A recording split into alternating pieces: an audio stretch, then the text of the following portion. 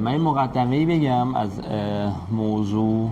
ما قبلا، حالا اگر هشتی دنبال کرده باشید و اینا، دوستان به یه موضوعی پرداخته بودن به اسم رنج. یعنی اونجا سوال این بودش که رنج زندگی چیه، حالا اون رنج رو چرا تحمل میکنی، تفاوت رنج با درد چیه، و خب حالا موضوعات من اونجا فیلمشونه که میدیدم بهش پرداخته شده بود. بعدش بچه‌ها هشت تصمیم گرفتن که بیان سر موضوع خوشبختی صحبت کنن. خوشبختی هم خب ابعاد مختلفی داره و شیوه نگاه‌های مختلفی بهش هستش. یعنی بعضیا کاملا درونی بهش نگاه میکنن، بعضیا بیرونی بهش نگاه میکنن و دنبال یک تعاریفی هستن که خب از بیرون تعیین شده باشه و در واقع یک سری لوازم براش تعریف میکنن. امروز میخوایم سوال اولمون همین خوشبختی چیه باشه. یعنی دوستان بعد از اینکه حالا در حد نام و نام خانوادگی خودشون رو معرفی کردن برای آشنایشون با هم دیگه، لطفاً بگن که تعریفشون از خوشبختی چیه، خوشبختی رو چی میبینن، اگر بتونن کوتاه توضیح بدن که چرا خوشبختی رو اون تعریفشون میبیننم باز خب حالا کمک میکنه. با کی شروع کنیم؟ شما بفرمایید. ببینید، برای تعریف خوشبختی من فکر میکنم اولین چیزی که ما باید داشته باشیم، یه ساختمون رو وقتی که میخوام بسازن، خب قبلش مثلا اصطلاحش اینه پیریزی میکنن، یعنی یه مقدمه‌ای داره بعد وارد ساختن ساختمون میشن. خوشبختی هم دقیقاً همینه. قبل از اینکه ما بخوایم خوشبختی رو تعریف بکنیم یه مقدمه‌ای داره، نمیشه همینجوری رفت سراغ تعریف خوشبختی. مقدمش چیه؟ در قالب یه سوال بخوام بگم اینه: انسان کیست؟ به مجرد اینکه شما اینو بگی یه بحث جدید باز میشه. از کجا آمده است؟ به مجرد سوال دوم، سوال سومی میاد که به کجا خواهد رفت. این میشه مقدمه من راجع به خوشبختی. حالا اگه ما بفهمیم انسان کیست و سوالای بعدیش، میتونیم به اون تعریف خوشبختی هم برسیم. احتمالاً خودتون برای این سه تا سوال یه جوابی هم دارید تو ذهنتون دیگه. خیلی با اون تعریف حالا ابر مانندی که تو ذهنتون هستش میشه خوشبختی رو تعریف کنید.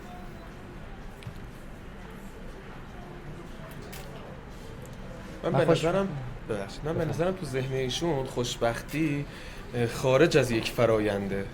یعنی انسان با خوشبختی به وجود میاد و دنبالش میره و بعد مثلا توی 70-80 سالگی و بعد مثلا از دنیا میره. این چیز خارجی، یعنی چی؟ یه چیز خارجیه مثلا.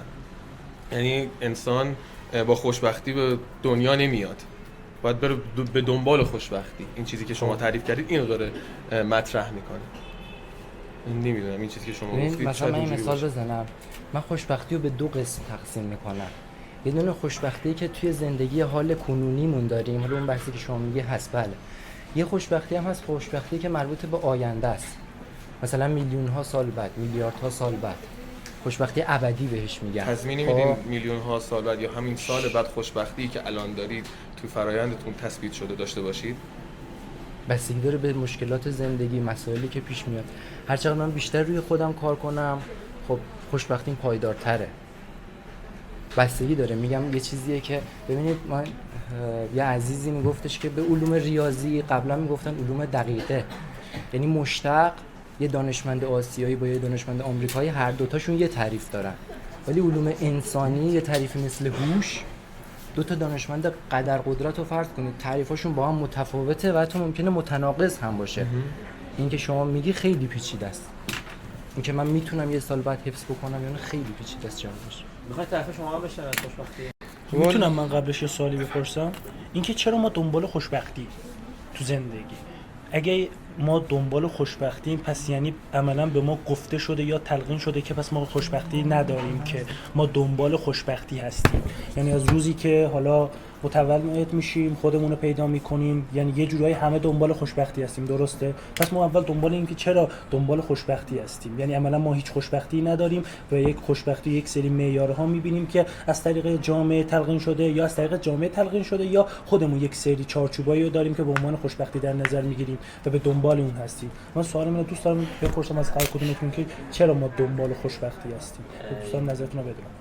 از خودتون شروع کنید. شما دنبال خوشبختی؟ ببین خوشبختی اینجوریه که از نظر تعریف من اگه بخوام از لحاظ اون معیارها چارچوبایی که جامعه واسمون تعیین کرده بگم، خیلی سخت و طول میکشه ما به اون چیزایی که مورد قبول جامعه است برسیم. ولی اگه بخوام اون چارچوبایی که خودم از خوشبختی دارم و بیان کنم، اینجوریه که من تا حدودی که اون دنبال اون چیزایی که بودم و رسیدم، پس یعنی من باید خودم میتونم بگم که من یک آدم خوشبختی هستم. اینجور میشه تعریف من اینجوریه. ولی اگه بخوام از لحاظ آره من رسیدم به خواسته ها رو خوشبختی میذارم. یه سوال بپرسم. ببینید مثلا شما فرض کنید یه کسی که خیلی پول داره، یه بازیگر آمریکایی و هر چی خواسته رسیده، چرا آخر به خودکشی میرسه؟ میدونی من میخوام چی بگم؟ من میخوام بگم من این دوستمون فرمودن که خوشبختی و من یه عامل بیرونی تصور شاید بکنم. من میگم هم بیرونی داریم هم درونی. یعنی هم خوشبختی میتونه بیرونی باشه هم درونی باشه، هم در لحظه باشه هم در آینده باشه. خب یه موضوعی هست درباره اینکه گفتیم چرا اون آمریکایی با اینکه خیلی پول داره و تش به خودکشی میرسه، صرفاً پول شاید چیزی نبوده که اون دنبالش بوده. اون فکر میکرده اون آرامشی که میخواد توی پول داشتن میتونه پیداش بکنه و بعدش دیده خب نه، اونو نمیتونه پیدا بکنه و خب فکر کرده پس دیگه نمیتونم بهش برسم، پس زندگیشو تموم کرد. یعنی در واقع اونم تلاش کرده به یکی از خواسته هاش برسه، ولی خب خواستش رو نمود بیرونیش رو اشتباه انتخاب کرده. خب و در واقع اونم داشته تلاش میکرده برای رسیدن به یه چیزی در نهایت و چون نرسیده خب تموم کرده زندگیشو. یعنی بازم رسیدن به خواسته ها رو شما یه خوشبختی میدونید. شما تعریفتون از خوشبختی پوله؟ نه. نه همین رو میخوام نه صرفاً. یه موضوعی هست خیلی لازمش بوده. لازمش پوله. خب من این چیز بگم. ما تو هشتی قبلی که حرفشون تمام بشه. بله. یه موضوعی هست و اون اینه که ما وقتی داریم میگیم رسیدن به خواسته ها و رسیدن به چیزی، صرفا منظورمون این نیست یه چیزی مثل پول، یه چیزی مثل موقعیت، یه چیزی اون مسائلی که نمود بیرونی دارن. خواسته من میتونه درونی باشه، میتونه ایجاد کردن یه حالتی توی درونم باشه، میتونه رضایت درونی من باشه، میتونه آرامش من باشه، میتونه شادی من باشه و من تو نمودای بیرونیش دنبال اینا میگردم توی خودم پیداش کنم دیگه. درسته؟ پس اینکه ما صرفا یه جمله میگیم که مثلا دنبال چیزی میگردیم، فکر میکنم ایشون هم منظورش این چیزه صرفا یه شیء خارجی نیست. هر چیزی دیگه خواسته من ممکنه مربوط بشه به اون چیزی که به عنوان فضایل اخلاقی شمرده میشه، ممکنه مربوط بشه به موقعیت هم، جایگاهم بین آدم ها، شرایط اقتصادی که دارم، شرایط خانوادگی که دارم و خیلی چیزای دیگه. و به نظرم هر آدم اگه آدم چیزی توی وجودش نداشته باشه، این که میگیم مثلا آدمو به دنیا میاد حالا تا یه باز سنی که آدم نمیدونه اصلا کیه چیه چجوری، از اون لحظه‌ای که آدم خودش رو میشناسه به این نتیجه میرسه که خب من این مؤلفه‌ها رو خودم دارم، یه سری چیزا هست که ندارم و باید داشته باشم. حالا ممکنه میگم درونی باشه، ممکنه بیرونی باشه و سعی میکنه تلاش کنه برای به دست آوردنش و این خودش تو مسیر خوشبختی قرار گرفتنه دیگه. فرقش چیه؟ فکر نمی‌کنم مغایرتی داشته باشه چه بیرون. پرانتز وسط حرفتون باز کنم، اون بازه تولد تا اون زمانی که انسان به خودآگاهی و اون خودشناسیش میرسه حتما یه عواملی تأثیر دارن روی اون چیز. مثلا خانواده ها مثلا تعریفشون از خوشبختی خیلی متفاوته. خانواده‌ای که مثلا طبقه پایینه و پول نداره مثلا خوشبختیش خیلی کمتره تا اونی که طبقه بالاتریه و خیلی پولدارتره. این خیلی میتونه توی آگاهی انسان از تعریف خوشبختی نقش داشته باشه. یه تناقضی به وجود میاد. من دوستان بقیه دوستانم صحبت کنم. اول بچرخه، اول تعریف همه رو از خوشبختی بشنویم. پس یه چند تا بحث مطرح شده. یکی رسیدن به خواسته ها بوده، حالا با همه افرازاش درونی و بیرونی و حالا اینکه اصلا درسته یا نادرسته. یه بحث ایشونه که میگه دنبال خوشبختی باشیم یا نه. یه سری بحث‌های شما هم هستش دیگه که گفتید که بعد یه سری مقدمات مثل انسان کیست رو بدونیم. برگردیم به سواله شما، تعریفتون از خوشبختی چیه؟ از این تعریف کلی اینه که نیازهای اساسی هرچی بیشتر و بهتر تامین بشه هر انسانی داره، به نظر من اون میشه خوشبخت. البته تعریف اینکه به خواسته های خودمون برسیم به عنوان تعریف خوشبختی به نظر من یه تعریف خطرناکی میتونه باشه. یعنی مثلا اینکه شما بگید بستگی داره اون فرد مثلا چه خواسته‌ای داشته باشه. مثلا میگم من بزرگترین قاتله مثلا میخوام این چه بزرگترین قاچاقچی مثلا فلان چیز باشه. خوشبختی تفسیری. آره اون میتونه اینجوری خوشبختی کنه، تفسیر کنه. ولی یه چیزی که این نکته‌ای که ما در نظر باید داشته باشیم اینه که کلاً جهان الان این جهان اقتصاد جهانی که وجود داره، این رسانه‌های جهانی که وجود دارن، یه مدل از خوشبختی رو دارن تلقین میکنن به ما و اصلا این هپینس، شادکامی، این واژه ها رو از این ادبیات اومده که آقا ما یه مدل استاندارد خوشبختی داریم در جهان که همه افراد جهان باید به اون برسن. این مدل هم یه سری ویژگی خاص مشخصی داره. الان ایلان ماسک نمادشه، خب که نه قبلی یه بار دیگه صحبت کردیم اینا، ولی واقعیت یکم جلوتر رفت. آره نه خوشبختی یا خود خوشبختی همون خوشبختی نمیدونم یه فرهنگ جهانی الان نام لغت ده خدا هست تو چی می‌بینی؟ اون خوشبختی تو هر ممکنه ناگهان تو هر فرهنگی، تو هر خانواده‌ای، حتی هر فردی یه تعریف داشته باشه. خب من الان اونو کار ندارم، من دارم میگم یه تعریف جهانی داریم که از طریق اقتصاد و رسانه‌های جهانی داره به ما تلقین میشه، حالا فارغ از این که ما اونو بپذیریم شخصا یا نپذیریم. خب این داره تلقین میشه، اونم یه استانداردی داره. اولین استانداردش اینه که یعنی یه سری اصولی داره. اصولش اینه که آقا شما اول اینکه پولدار باشی، خب یه سبک زندگی مثلا بتونی واسه خودت لاکچری تامین کنی، خب محیط پول، آره همون. بعد حالا حتی مثلا یه سری حالا تو اون مثلا اون افرادی که میخوان مثلا دانشمند بشن، شما اگر تصمیم گرفتی که دانشمند بشی قید میلیونر شدن رو باید بزنی. یعنی ماکسیموم اینه که تو یه مثلا استاد دانشگاه خیلی خوب یا یه پژوهشگر توی مؤسسه خیلی خوب بشی و فرضاً هم جایزه نوبل بگیری، تازه مثلا اونجا ماکسیموم بتونی 10 میلیون دلار جمع کنی، یه خیلی میگم تاپ ترین دانشمند جهان بشی. خب یعنی که اینا خیلی تعدادشون کمه، ولی اصولاً کسی که بخواد دانشمند بشه یعنی خلاف استاندارد جهانی داره حرکت میکنه. یا کسی که میخواد تو مثلا عرصه سیاسی بیاد یه حرکت اجتماعی انجام بده، یا مثلا چه میدونم فعال محیط زیست کل عمرش میخواد مثلا تو NGO محیط زیست فعالیت کنه، یا فعال فرهنگی میخواد کل عمرش رو تو مؤسسات فرهنگی کار بکنه، این یا مثلا تو احزاب سیاسی کار بکنه، اینم فردیه که در واقع داره خلاف اون استاندارد جهانی حرکت میکنه. استاندارد جهانی اینه که تو بری بیزینس بزنی، یا حداقل اینه که بری توی شرکت خیلی بزرگ خوبی کار بکنی، حالا تو حوزه‌های مختلف پولدار بشی و یه زندگی خیلی خوبی تشکیل بدی. این استاندارد جهانیشه. ولی حالا به نظرم بازم هم حرف خودم، شما یک قدم جلوتر رفتید. این چیزی که شما دارید میگید همون باز تعریف جلسه قبل بود که پول اومده همه چیزو باز تعریف کرده، هر نوع خوشبختی، زندگی، احساس، عواطف باز تعریف کرده. شما خیلی جلوتر رفتید از اون تعریف خوشبختی که هست.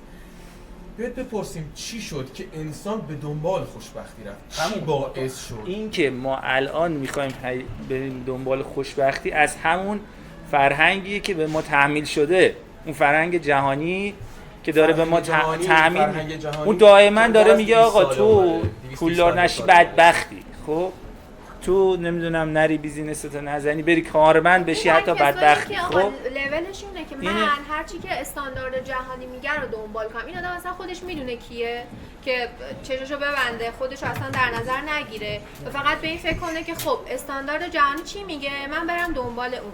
نه، به نظرم آدمی که اینجوری ملاکش بشه بخواد اینجوری زندگیشو پیش ببره اولا خودشو نشناخته، دوم اینکه به جایی هم نمیرسه. خب واقعیت اینه که اکثرا هستن دیگه. نه شاید ما خودمون شما میشناسیم. اومدی یه تعریفی از خوشبختی رو گفتی با همون ملاک‌های استانداردهای جهان. پس اینو نه من تعریف من با اون استاندارد فرق. مثالی هم که زدید این بود که طرفی که استاد دانشگاهش شاید چون نتونسته پولدار بشه پس خوشبخت نیست، پس راضی نیست. شما تعریفتون اینه که اگه به اون معیار جهانی نرسه یعنی خوشبخت نیست. ولی من سوالم این بود که هر کسی هم میتونه با توجه به اون جایگاهی که داره و اون چیزی که داره زحمت میکشه از نظر خودش با توجه به اون چارچوبایی که داره خوشبخت باشه. ولی شما گفتی نه، اون میتونه ترسناک باشه، شاید یه چیزی میخواد قاتل بشه. نه، مثال ما این نبود. مثال ما اینجوری بود که شما فقط نه، شما یه تعریف کلی کردی، من گفتم تعریفت مشکل داره. نه، اولش هم گفتم دو تا تعریف چیز. یکیش میتونه خطرناک، یکیش میتونه اون معیار جهانی باشه، معیار جامعه باشه که داره به ما تلقین میکنه. یکیش هم میتونه که معیار خود شخص باشه، از تعریفش از خوشبختی چیه.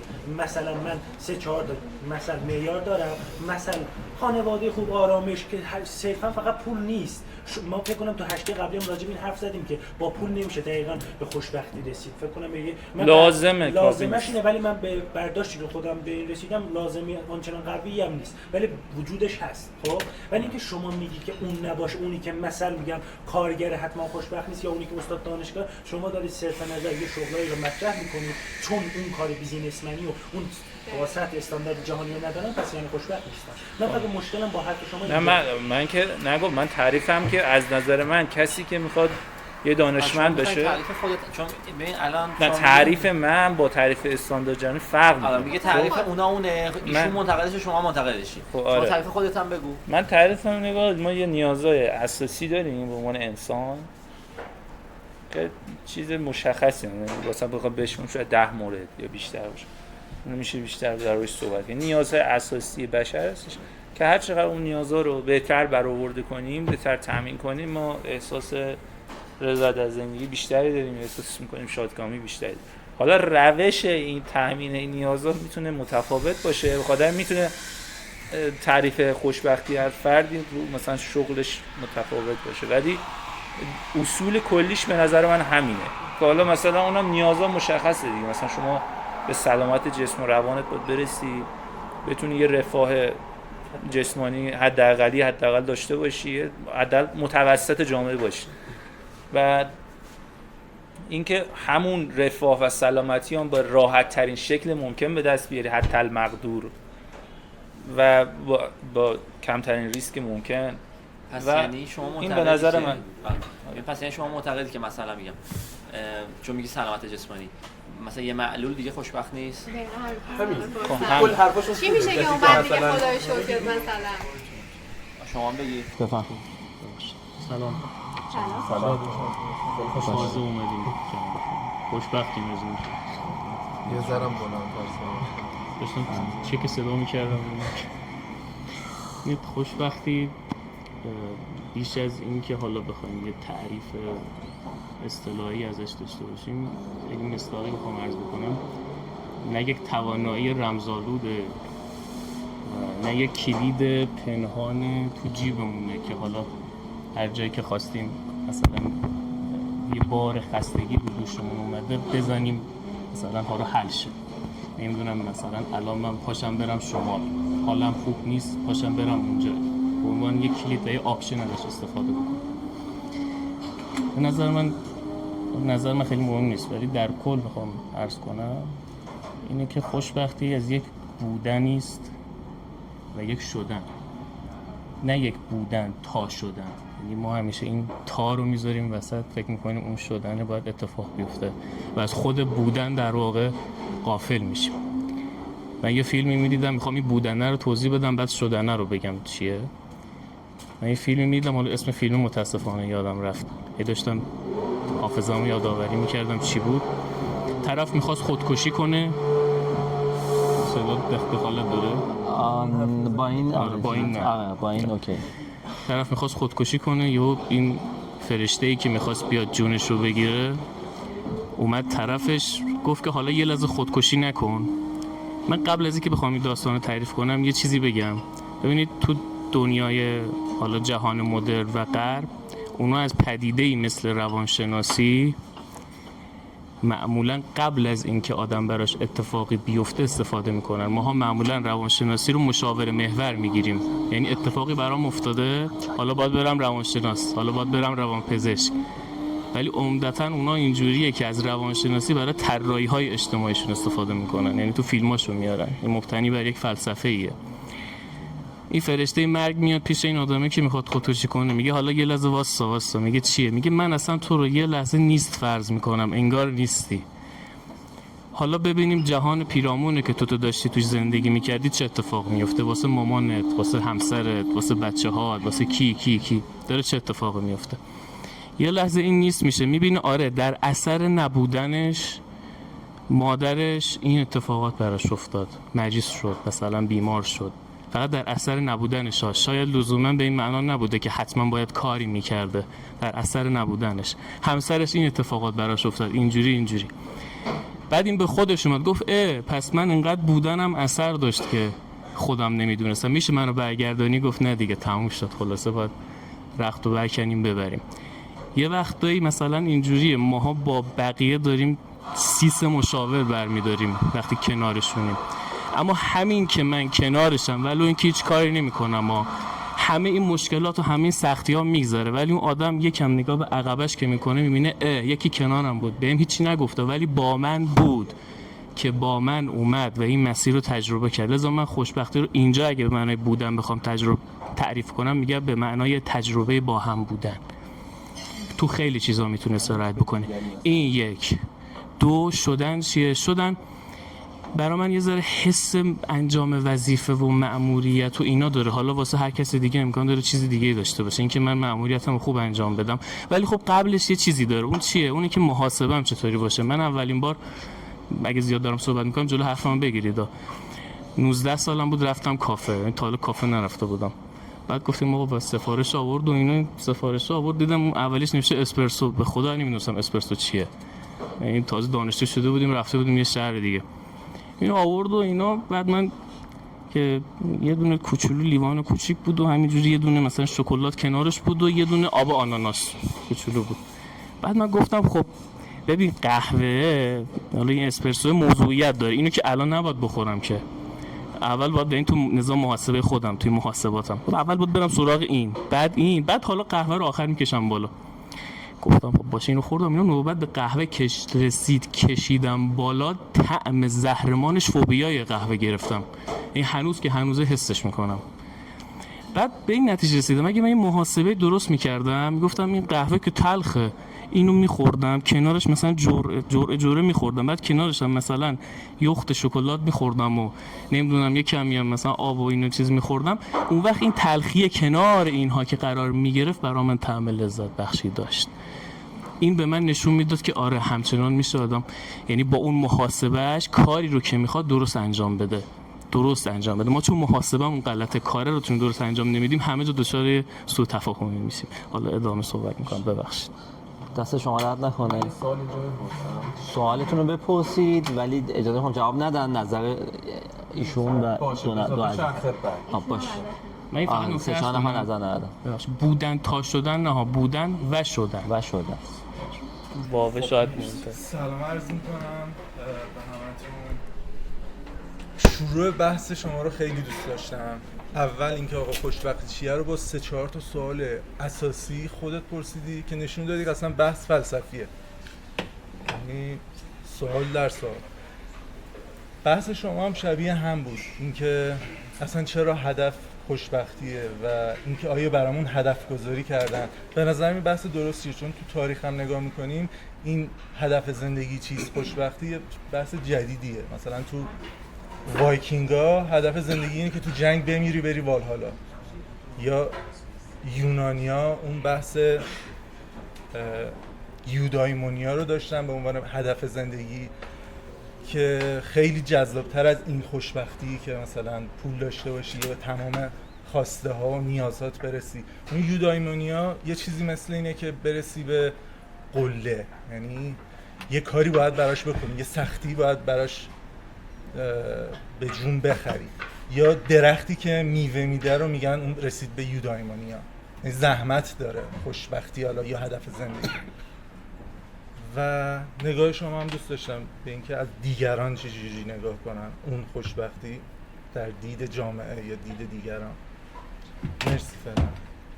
شما دادم مافیایی بازی نظر کامنت گذاشت. خودتون نمیگید؟ چرا؟ نظر خودتون نظر خودم هم در مورد خوشبختی حس عمیق خوشبینی به آینده، یعنی احساس کنی آینده قراره بهتر باشه. اگه اینو درونن حس کنی که آینده بهتر است، به نظر من خوشبختی. یعنی یکی که تو جنگ قحطیه ولی این احساس داره که آینده بهتره، خوشبخته. ولی اونی که همه چی داره ولی احساس میکنه آینده بهتر نیست براش، احتمال داره احساس خوشبختی نداشته باشه. امید به آینده بهتر. آینده‌ای که تو این دنیا تعریف شده یا بیرون از این دنیا تعریف شده؟ بسته به ایدئولوژیش، اگه تو این دنیا یا تو اون دنیا. پس یعنی یه آدمی که به آخرت معتقد نیست چون آیندهش نیستیه، اون حتما بدبخته؟ نه لزوما، میتونه آینده انسان‌ها براش مهم باشه، میتونه آینده فرزنداش مهم باشه، میتونه آینده جامعه، کشورش، مادیش، هر چیزی، آینده بهتری برای اون چیزی که بهش باور داره. باش، دست شما درد نکنه. خواهش. خب نظر این دو نفر و خانم اون پایین موندن. تارگت های من شمایش میخواد شما شروع کنید؟ مافیا زیاد میخواد شما شروع کنید؟ خب یه لحظه آقا این مافیاتون تمام شد، به کارمون برسیم. اینو اگه میشه بدید شما نظرتون رو بگید. بفهم. سلام، خیلی خوشحالم که تو جمعتون حضور دارم. من خوشبختی و کاملا یه چیز درونی میبینم و احساس میکنم نباید توی دنیای بیرون دنبالش بگردیم. خیلی تو جامعه میبینم که هممون داریم هرس میزنیم، اگه گوشیمو عوض کنم حالم خوب میشه، اگه فلان ماشین زیر پام باشه حالم بهتره و درسته شاید حالت بهتر بشه، اما شاید 2 ماه یا 2 روز بعدش خیلی عادی دوباره ادامه پیدا میکنه. به نظرم باید اون حال درونیمون خوب باشه تا دنیای بیرونمون هم قشنگتر ببینیم. به قول مولانا آنچه گفتند و سرودند تو آنی خودت و جان و جهانی. این نظر من راجبه. نظر شما هم بشنویم یا نظر شما فرق نمی‌کنه؟ سلام. به نظر من خوشبختی یه وجه خیلی مهمی داره، اونم در نسبت خودمونه، یعنی با خودمون تعریف میشه و چطور میتونیم بهش برسیم که من همون جایی هستم که باید باشم و حالا این وضعیت میتونه توی مثلا یه معدن زغال سنگ باشه که مثلا تای معدن زغال سنگ دارم کارو میکنم، یا مثلا در بالای برج مثلا آنچنانی. مهم اینه که این نسبت با خودم درسته یا نه، اینکه آیا من همون جایی هستم که باید باشم، که از این جهت یه خیلی شخصی سازی شده است و خیلی به خود من ربط داره و اینکه چه تصوری از خودم دارم. از یه بعد دیگهش خیلی اجتماعیه و اینکه من چی هستم و چون یک انسانم و این سوال مشترک من با بقیه انسان هست، اون موقع نسبتی رو تعریف میکنه با بقیه. یعنی احساس خوشبختی من، اون چیزی که من به خوشبختی میدونمش، یه نسبتی با بقیه انسان ها داره. یعنی ما یه خوشبختی جمعی رو هم میتونیم متصور باشیم. یعنی اگر من معتقدم که آخرتی وجود داره یا مثلا من باید به اون برسم یا سعادت چی هست، باید به کجا برسم، این یه بحثیه که بین همه هست ولی اون تصور شخصی سازی شده نمود این خوشبختی رو برای من معنادار میکنه و نسبت با خودمه. یعنی در اون لحظه که حتی ممکن 2 نفر هستیم که دنیامون، یعنی حسمون نسبت به دنیا، نه آخرت، هر چی اینا با هم یکیه، ممکنه خوشبختی‌های متفاوتی رو برای ما خلق بکنه و این خیلی نسبت داره با این که من آیا در اون جایی که هستم در جای درستی هستم یا نیستم. اون وقت که تکلیفم رو نسبت به نمیدونم این که آیا زندگی مادی چقدر تو این خوشبختی اثر داره، چقدر اثر نداره، اینا معلوم میشه. یه چیز نسبتاً غیر عقلانی شاید هم فرا عقلانی باشه، یه خود شاید مثلا امری شهودیه، یعنی اینجوری نیست که با یه دو تا چهار تا ریاضی که من الان باید عقل محاسبه گر و اینا نیست، یه بخشیش حسه، یعنی باید احساسش بکنه و شهودش بکنه که بتونه دست شما که این خوشبختی رو بتونه برای خودش معنادار بکنه و در یک مداومتیه، یعنی لحظه‌ای اسم خوشبختی وجود نداره که من باید بهش برسم، یه نوع زیستنه، یه چگونه زیستنه که برای شما زندگی رو یعنی خوشبختی رو به وجود میاره و راحت هم نیست. یعنی من حس می‌کنم یه امر راحتیه که ما راحت میتونیم خوشبخت باشیم، آسوده یا خوشبخت باشیم و هم آسوده باشیم هم خوشبخت باشیم. آسودگی توش نداره، اینو حداقل میدونم، حداقل حسم از خوشبختی این که توش آسودگی، بهتر بگم آسایش توش نیست. آره. خب من برخلاف همتون می‌خواستم یه ذره تعریفم از خوشبختی رو بیارم، یه ذره از دیدگاه بیولوژی و کاگنیتیوش نگاه کنم. ببینید اصلا خوشبختی یه ترشح یه هورمون تو ذهن شما، تو مغز شما که شما رو ساتیسفای میکنه تو اون لحظه. خب این هورمون چطوری تشکیل میشه؟ با تعاملات شما با من با من و من با دیگر. حالا این تعاملات وقتی شکل میگیرن بخشش میشه انتظارات که شما گفتید مثلا فرهنگ جهانی اومده برای ما اینجوری که اوکی، انتظاراتت وقتی تغییر میکنه تعاملاتت هم تغییر میکنه و انتظارت از تعاملاتت هم دوباره تغییر میکنه و این باعث میشه که تو حس خوشحالی که یکی از پیامدهای خوشبختی رو داشته باشی و نگاه کنی که انا خوشبختیه. و کلا اصلا وقتی به خوشبختی نگاه میکنی یکی در لحظه نگاه میکنی، من الان به این فکر میکنم که الان خوشبختم یا یکی هم حالت انتگرالی نگاه میکنی، من از اول زندگی تا الان خوشبخت بودم یا نه. و این دوتا وجهیه که تو میتونی وقتی در لحظه احساس ناراحتی داری میتونی با انتگرالی مثلا اونو بپوشونی، چون معمولا تو مسیرها تو تعاملات گاهی تو حالت خوب نیست، اصلا گاهی باید حالت خوب نباشه که درک کنی اون ترشح اون هورمونه رو تا حال خوب تو نسبت به این موضوع. حالا بحثی که هستش که خوشبختی درونیه یا بیرونی، یا نداره، هم درونی هم بیرونی. یعنی من اول باید تعاملاتم با خودم یکی درست باشه و دوم تعاملاتم با دیگری. حالا مثلا شما یه آدمی رو میبینی مثلا مرتضی، به قول خودش آدم خوشبختی هستن ولی هیچ ارتباط بیرونی نداره. از اون طرف یک سری آدم ها هستن که بسیار از دیگران تایید میگیرن ولی خودمونم پیش اومده حالت خیلی بده ولی اون میاد میگه آجی چقدر کار درسته، ولی تو اصلا حالت خوب نمیشه چون تعاملاتت با خودت مشکل داره. و این تو باید یه تعادلی برقرار کنی بین تعاملات من با من و من با دیگری و این موضوعی که تو میتونی خوشبختی رو ببین. حالا کجا میتونی ولیدیت کنی کلا خوشبخت بودی یا نه؟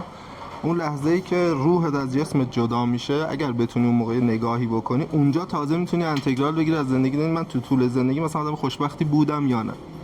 و هممون هم حس می‌کنیم داریم تلاش می‌کنیم که تو اون لحظه ببینیم خوشبخت بودیم یا نه. و اینا من امروز ممکنه خیلی خوشحال باشم و احساس خوشبختی کنم، فردا بگم نه عجب زندگی داغونی. همون اتفاقی که وقتی هواپیما رو 98 زدن مثلا هممون افتاد، همون مثل بدبختی داشتیم یا خیلی اتفاقات خوب دیگه هم که واسمون افتاد. من تعریفم از خوشبختی پس هورمونی دیدش درسته؟ کلا من انسان هورمون میدونم. باش شما بفهم. یه صحبتی داشتم در مورد صحبتی که دوستان داشتن میگفتن، یکی این موضوعی که آسودگی و آسایش توش نیست خیلی قبولش ندارم. چرا؟ چون که برای همه اینطور نیست. یعنی برای یک کسی ممکنه واقعا در این که خوشبخته، آسایش، آرامش، همه چی درست باشه و وجود داشته باشه. برای اون کسی هم که میگین وجود نداره، از دید بیرون دیگران که بهش نگاه میکنن ممکنه بگن مثلا چه میدونم یه جانباز شیمیایی فرض کنید، خب تو هر حالی میبینی که خب خدا رو شکر میکنه، خیلی آرومه، راضیه و تو از بیرون نگاه میکنی میبینی تو چی داری که داری اینقدر مثلا شوک میکنیم، ممکن خیلی شرایط سختری داشته باشه، ولی خب به واسطه اعتقاداتی که داره و باورهایی که داره اون تو اون مرحله که هست از خودش احساس رضایت داره. یعنی اون رضایتمندی درونیمون از خودمون خیلی مهمه. همون حرفی که ایشون زدن که میگه در تعامل با خودم و در تعامل با بقیه، شنیدین دیگه، میگن حال دلت خوب باشه هر جا که باشی، مهم اینه که حال دلت خوب باشه. مهم نیست چه میدونم توی ساختمون پنت هاوس باشی، مهم نیست ایلان ماسک کار کنی، اصلا صاحب ایلان ماسک باشی، اشاره واقعا بگی مهم نیست که طبق استانداردهای جهانی آقای بگی مجدد بخوایم پیش بریم. مهم اینه که حال دلت خوب باشه اون جایی که هستی. حالا یکی دیدین توی روستا زندگی میکنه، مثلا تو شمال اگه دقت کرده باشین خب همش بارونه و تو اون شرایط گل و لا یا هر چیز دیگه تو یا تو کویر داره زندگی میکنه توی بدترین شرایط. فکر می‌کنم خیلی مستند دیده باشی مثلا در موردش، ولی طرف داره با لذت زندگیشو میکنه. آدم میگه خدای من اگه تو اون شرایطم عمرن قبول نمیکنم. این میخوام بگم نسبیه این که آسایش باشه یا آسایش نباشه. واقعا اصلاح کردم، گفتم که بگم چی تعارف کردم خواستم کاس هورمونش کم نشه میشد. به اصلاح کردم و گفتم آسودگی نداره، گفتم آسایش نداره. آسودگی بخاطر منظورتون از آسایش همه مثال هایی که زدین دقیقا همون حرف بود که من میزدم. این طرف تو کویر داره یعنی آسایش نداره دیگه، زندگی سختی میکنه. جنباز شیمیه ولی آره پنتهاوس هم ممکنه باشه و واقعا آسایش آره همین به در مثال، یعنی در واقع مثال هایی برای حرف من می آوردین.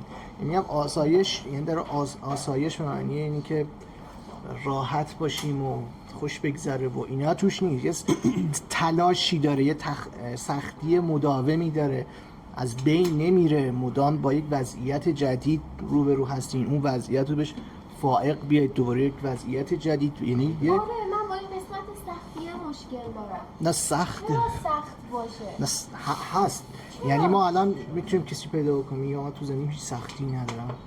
چرا مسئله اینه که ببین سختی که داریم میگم از بیرون میبینی کسی شخص دیگه جز اون شخص به غیر از اون شخص وقتی از بیرون میبینه آره با اون تلاش اصلا ممکنه طرز فکرش جوری باشه که چه میدونم ذهن چالش پذیری داشته باشه اصلا. خب من همین میگم خوشبختی همینه که شما همه درست میشه. من مسئله ایشون اینه که باید اون سختیه رو مینیمم کنیم. نه دیدگاه نسبت به اون که مثلا من حرف رو قبول دارم خب، ولی میگم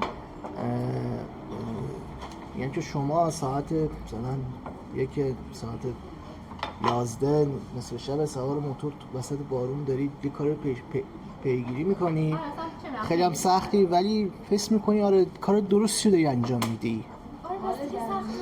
کار درستی دارم میشه ولی درسته اون ولی سختی رو داری میکشی، حذف نمیشه از زندگی. نه حذف نمیشه ولی من میخوام میگم که یک وجهی داره، من حرفش رو قبول دارم، یک وجهی داره خب که نمیتونیم نبینیمش. میدونی من چی میگم؟ یعنی میگم این سختیه نمود بیرونیه، اون چیزی که تو بیرونه. خب ذهن انسان و روح انسان خب اگر که البته کل این جمع باید این باشن که مثلا روح وجود داره، چون من یه جمعی رفتم صحبت میگم در مثلا قبول ندارم روح وجود داره، ولی ذهن آن انسان درون انسان اینجوری که وقتی بزرگ میشه چنین میگن طرف روح بزرگی داره، وقتی بزرگ میشه این سختی بیرونیه نمود کم یعنی کوچیک‌تر میشه، انگار اون سختی بیرونیه تو خودش حل میکنه. خب وقتی این اتفاق میفته دیگه اصلا سخت نیست، نمود بیرونیش برای کسایی که دارن میگن او طرف مثلا فلانی تو نصف شب ساعت 11 رو موتور تو بارون میری فلان جا، بعد ازت میپرسیم حالا چرا میگی خدا رو شکر راضی ام همه چی اوکیه.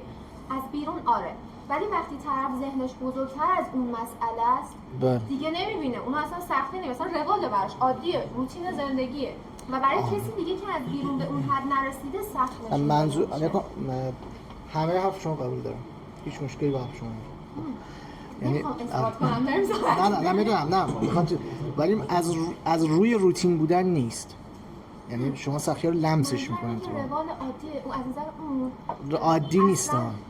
میتونه برعکسش هم باشه. مثلا اون سختیه رو تو کشیدی به آسایش رسیدی، خب از نگاه بیرون چون خودشون تو اون جمع نبودن، خب فکر میکنن تو راحت به اون خوشبختی رسیدی، خب ولی تو خودت میدونی همون که ساعت 11 شب چی یا کشیدی که این خوشبختی. نه خوشبختی همون در همون لحظه که سختیه رو میکشی، خب این سردرده رو میکشی، در همون لحظه سراغت میاد. وقتی که به خودت رجوع میکنی به سراغت میاد، یعنی لحظه بعدش نیست، همراهشه. یعنی اون خوشبختیه همیشه، یعنی اون حسه که من کار درستی دارم. آره دیگه اون خوشبختی میدونم کار درستی دارم میکنم. وقتی که به خودم رجوع میکنم کار درستی ولی همچنان سختی رو میکشم. حالا هضمش میکنم ولی وجود داره. یعنی شما میگید اون سختی نباشه اون خوشبختی عملاً هیچ وقت اینجوری نباشه. اینجوری نیست که من لحظه وجود، یعنی اگر روح همه قدر بزرگ باشه که نتونم اون سختی رو حسش هم نمیکنم. چرا حسش میکنم؟ درگیری باش، بالاخره بچه‌ت ازت یه چیزی میخواد، لباس میخواد، نداریش بخری، اون درکش میکنی تا اون وجودت. حالا مثلا خودت نیستی. اون لحظه‌ای که میخواد و پول نداری تو قطعا احساس خوشبختی نداری. اون لحظه‌ای که داری تلاش میکنی براش و میدونی که تاش قراره اون پول رو براش جور کنی، در راستای اون داری تلاش میکنی، اون موقع آره خوشبختی خدا رو شکر من دارم براش جور میکنم. همین اگه فرض کنید که در همون لحظه میتونی خوشبخت باشی. در همون لحظه میتونی خوشبخت باشی. یه مثال بزنم، یه لحظه یه مثال بزنم. ببینید همه انگار دارن میگن که دست شما دادم. همه انگار دارن میگن که باشه مثلا من دارم به یه مسیر، توی یه مسیری حرکت میکنم، به یه سمتی میرم، بعد میدونم بهش میرسم پس خوشبختم. ولی خیلی وقتا شما قرار بهش نرسید.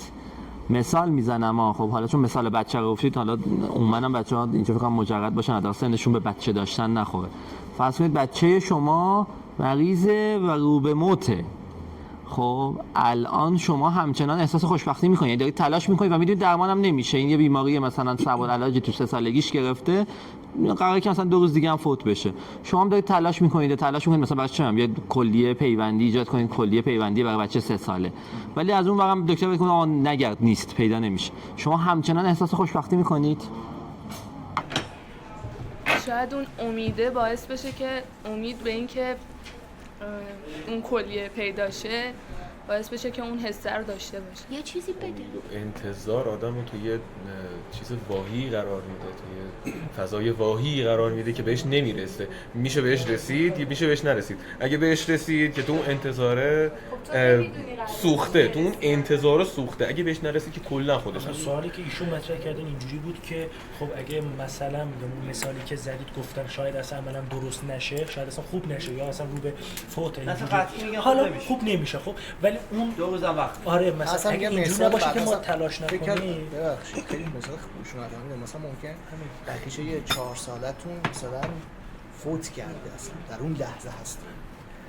ببینید مثلا بعضی موقع اون تلاش‌ها خب اگه انجام نشه، خب مثلا میگم اگه از طرف دوستان اینجوریه که خب ما توی یک حالت میانه میمونیم که خوب میشه یا نشه. اگه ما تلاش رو نکنیم لااقل میتونیم اون تلاش رو بکنیم که اگه خوبم نشد با تو وجدان خودمون بگیم که خب ما اون تلاش رو کردیم. نه آخه یه نکته‌ای وجود داره. شما گفتید لحظه، شما 2 نفر گفتید اون لحظه بعدیش، ایشون میگن تو همون لحظه. من میگم باشه، شما میگید من تلاشم پیش خودم کردم، حالا مثلا هفته بعد که خاک سرد بود و گرفته میگید خب من تلاشم کردم، میگه احساس خوشبختی. یعنی تو اون لحظه احساس خوشبختی میکنی؟ چون اینجا یه دعوایی هستش که تو اون لحظه احساس خوشبختی کنم یا بعدا احساس خوشبختی کنم. بیاید اصلا کلا موضوع عوض کنیم. تو اون لحظه دنبال احساس خوشبختی نیستی. نه یه نکته داره. اساسا به نظر من هیچ انسانی نمیتونه تو تمام لحظاتش احساس خوشبختی کنه. خب بستر اینه که ما بتونیم توی کل زندگیمون، یعنی تو باز فرض کنیم 70 سالمون، اون لحظات خوشبختیمون رو ماکسیموم کنیم، یعنی بتونیم فاکتور بگیریم. یعنی نه یعنی ماکسیموم تعداد لحظاتی که تو لحظاتی که تو کل خب چجوری زیاد بشه؟ احساس خوشبختی میکنیم و زیاد با چی زیاد بشه؟ خب با چی زیاد بشه؟ چرا زیاد بشه؟ میدونیم که بالاخره ما لحظاتی در واقع تو زندگیمون هست که قطعاً احساس خوشبختی نمی‌کنیم. این چیزی یه زاویه هر انسانی هم باشه همین. نه چون درسته. آدم هیچ وقت همیشه احساس خوشبختی نمی‌کنن. ولی به چه خاطر نمی‌کنن و به چه خاطر احساس خوشبختی نمی‌کنن و به چه خاطر احساس خوشبختی می‌کنن؟ یه مسئله‌ای که به ما مفهوم خوشبختی رو میده، به نظرم اینه. نه اینکه میتوانیم یا نمیتوانیم. یعنی چی باعث میشه که از من یه دوستان در واقع من یه چیزی بگم، مفهومی از خوشبختی دارم، بعضی موقع میتونم در زندگی خودم به نتیجه برسونمش، بعضی موقع نمیتونم، بعضی موقع میتونم، از اون نمیتونم. حالا من دو تا بس یعنی صورت مسئله رو اگه یه جوری دیگه ببینی، این سوال شما هم پاسخ داده میشه.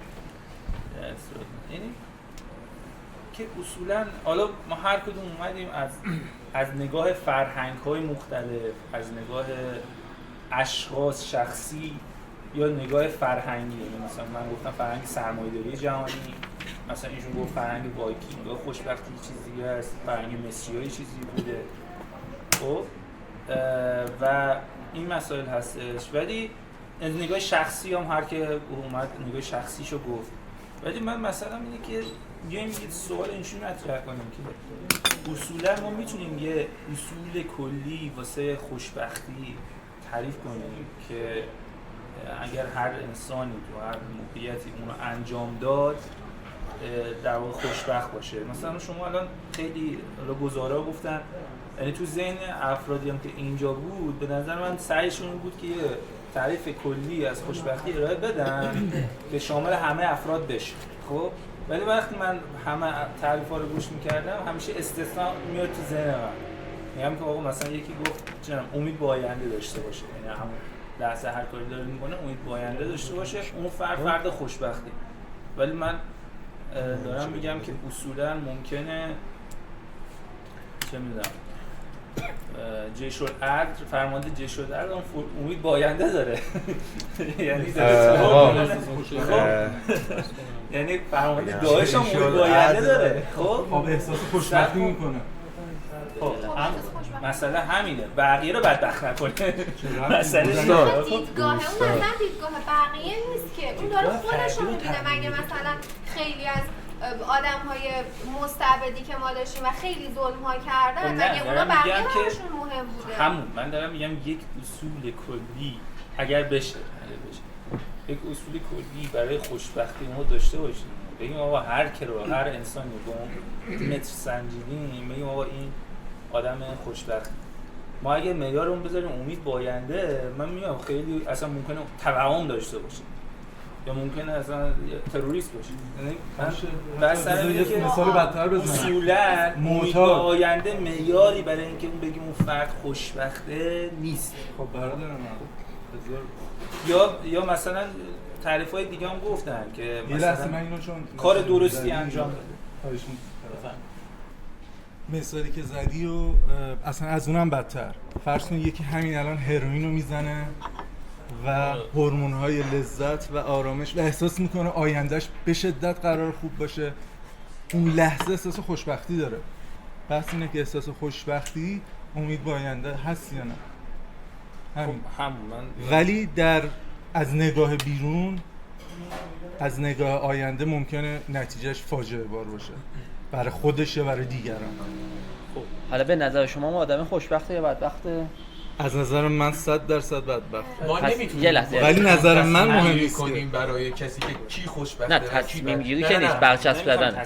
خب همون نمیتونیم مثلا بگیم که آقا این به نظر شما خوشبخت است یا نیست. اون یه بحث دیگه نه من دارم میگم ما تو محیط‌های مختلفی به دنیا اومدیم و بزرگ شدیم. اوکی ام. خب من دارم میگم ما یه تعریفی باید ارائه بدیم. حالا این تعریفی که الان ما ارائه میدیم که اصولا به فرهنگ جهانی تبدیل نمیشه. خب ولی فرض بکنید شما این تعریفی که میخواد برای خوشبختی ارائه بدید این میخواد تبدیل به باور تمام مردم دنیا بشه. چرا یه نکته برای همه بپیچید؟ این فرض رو داشته باشید و حالا تعریف از خوشبختی بکنید. ببینید آیا این تعریفی که من از خوشبختی میکنم اگر باور همه افراد جهان بشه باعث میشه که همه افراد خوشبخت بشن؟ خب یعنی این سوالو بپرسید. سوال شما این یه لحظه چون اگر این سوال جوابش منفی باشه اون تعریفتون اشتباهه. جواب خودتون اگه سوالش منفی تعریف اگه سوالو بپرسی جوابتون منفی باشه یعنی که مثلا همه منتظر یه اون شما یه تعریف خوشبختی میدی. خب یه بار دیگه بگم اون ایده‌ای که فراگیر شده نباشه. اجازه من مسئله رو یه بار دیگه میخوام بگم. ببخشید ببین الان اینجوریه که دو تا بحث شده. یکی اینکه ما خوشبختی برای خودمون چی تعریف کنیم، یه بحث دیگه باز شده که اصلا ما خوشبخت بودن یا نبودن دیگران قضاوت بکنیم یا نکنیم. اگر میخوایم قضاوت بکنیم با چه متر معیاری؟ متر معیار خودمون یا از خودش بپرسیم که تو اون لحظه خوشبخت؟ یه لحظه ببخشید میگم پس من این صورتبندی رو بکنم. خب آره چند نفر الان هی میخوان صحبت کنن اینا. آقایی که اولش شروع کردن اسمتون من یادم رفت، امیررضا بفرمایید. ببینین الان ما نیاز داریم به یه چراغ قوه خب که ما رو روشن کنه. ببینین ما الان داریم تلاش میکنیم، اولین تلاشی که ما میکنیم اینه مرز بین درون و بیرونمون رو پیدا کنیم. یه ده مثلا میگن که مثلا این دوستمون خب میگن که محیط ما آدما فرق میکنه. خب من یه مثال ساده میزنم، یعنی محیط تاثیر داره تو خوشبختی آدما به شدت. خب من یه مثال ساده بزنم. بزرگترین مثال نقضش کیه؟ بزرگترین مثال نقضش کیه؟ پروفسور حسابی. شاید شما بگین آقا این یه دونه است استثناء تو جهان. چند تا میخوایم بگیم. ببینید من میخوام بگم، من اجازه بدید من حرفمو بزنم. ببینید مثلا من اومدم ایشون گفتن که آقا پول لازمشه، به شدت لازمه خوشبختیه. بعد من اومدم گفتم کسی که تو آمریکا، توی اروپا، توی ایران پول داره و خودکشی میکنه پس چرا؟ پس به خوشبختی نرسیده دیگه. بعد ایشون به اجازه بدید ببین ما الان میخوایم بحث رو مشخص کنیم که نقطه نظرات کجاست. ببین ایشون گفتن پول لازم است، یعنی به شدت لازمه. بعد من گفتم آقا پولدار پس چرا پول لازمه خوشبخت شدنه، پس چرا پولدار خودکشی میکنه؟ بعد ایشون گفتن که به اون آرامشه نرسیده. ببین این اصلا جوده آرامش چیز درونیه. کسی میتونه بدون پول هم به خوشبختی برسه؟ من میگم ببین من میگم یه لحظه میخوام یه ملخی رو بگو اینو. قائلی که کسی میتونه بدون پول به خوشبختی برسه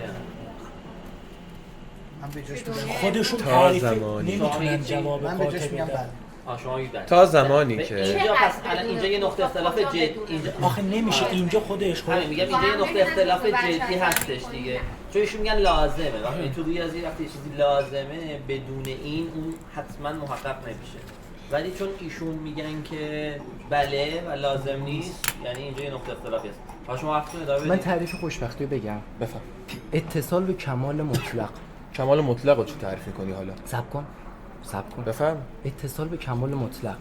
برای اینکه بتونم جواب شما رو بدم میگم آقا شما خوشبختی رو در زمان حال تعریف می‌کنی یا یه آینده‌ای می‌بینی؟ اینو شما جواب منو بده. خوشبختی در من حرف بزنم جواب آینده. شما رو میدم. بفهم. خب بگو. ببینید من اصلا چیزی که از حرف بچه‌ها فهمیدم اومدن خوشبختی رو ابژه تلقی کردن. خوشبختی مفعول اینجا رسما. شما نیاد خوشبختی رو مفعول ببینید. اون انسانه که باعث میشه انسان خوشبخت از تو ذهنش در بیاد. میدونین چی میگم؟ کمال زایه درونه. خوشبختی ابژه نیست که مثلا پول تاثیر بذاره روش، احساسات و فلان انسان تاثیر بذاره. انسان ابژه هست ولی برای خوشبختی سوژه است.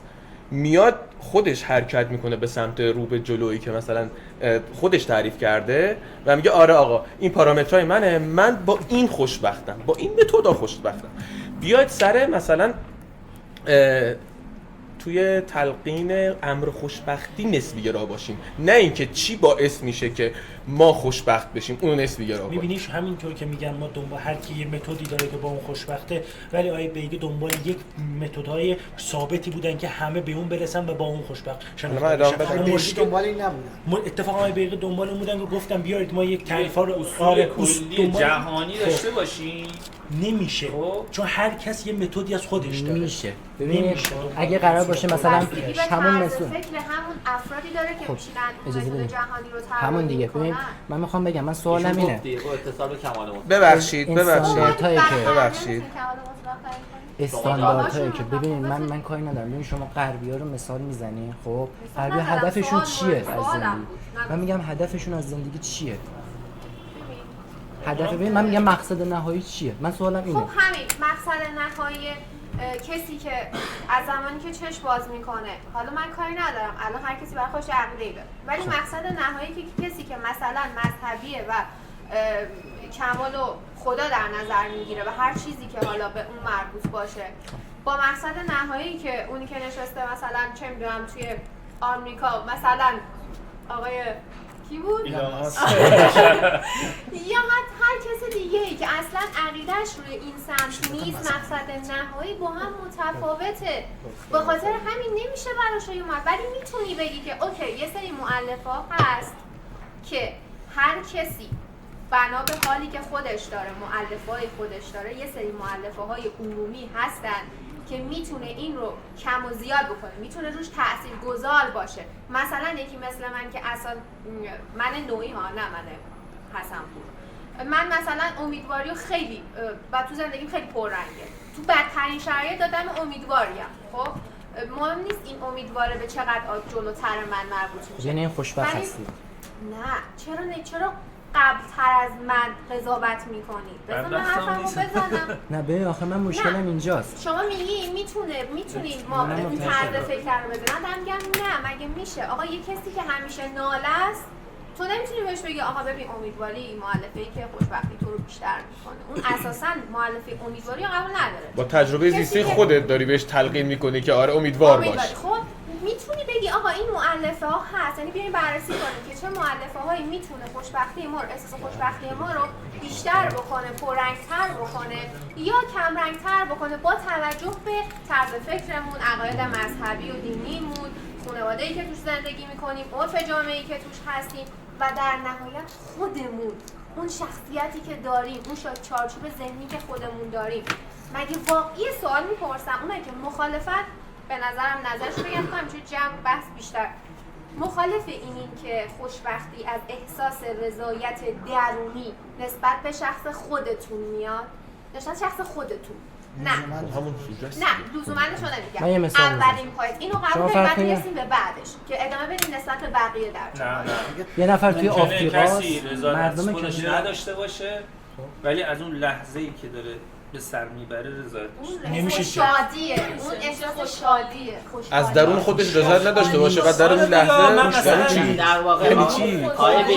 خوردم ولی الان رفتم شمال دارم اشغال میکنم. اون لحظه شادیه. الان احساس خب گذراست. نه خوشبختی اون چیزیه که حک میشه تو. نه اون چیزیه که حک میشه. خوشبختی همون شادی‌های گذرای تثبیت شده است. اون تثبیت شده است که حک شده تو ذهنت. چجوری؟ شما آقای میتونم عظیمی هستین. آقای عظیمی یه چیز خوبی گفتن بودن و شدن، ولی من مخالفم. شما بیاید نه ولی الان تا بگم تا حرفمو تکمیل کنم ما نمیتونیم بیایم بین بودن شدن یه و یا تا بذاریم، باز شرطی میشه. ما بیایم موضع خودمون مشخص کنیم، بودن شدن، ما بیایم خودمون طرف شدن قرار بدیم و تو اون فرایند به سمت خوشبختی حرکت کنیم. بفرمایید. بین همه حرفایی که حالا دوستان داشتن میزدن فکر می‌کنم این پاسخ هی داشتم تو ذهنم هی حلاجی می‌کردم این بتونم به جوابی برسم. اونم این که ما یه بحران جدی داریم حاصل شده بهمون. اونم این که میگه در حال زندگی کن، در حالی که میگه چی؟ میگه عبور کن. امیرالمومنین روایتشون میگه که از دنیا دارون ممرون لا مقرون، این دنیا محل عبوره نه محل ماندن. یا میگه اصلا اساس خلقت بر همینه، خلقت للفناء لا للبقاء، یعنی مثلا تو برای فنا پیدا شدی نه برای بقا. یعنی در حس این جوابی که میخوام به شما بدم، این واو حرف ها ولی معنا در بر داره.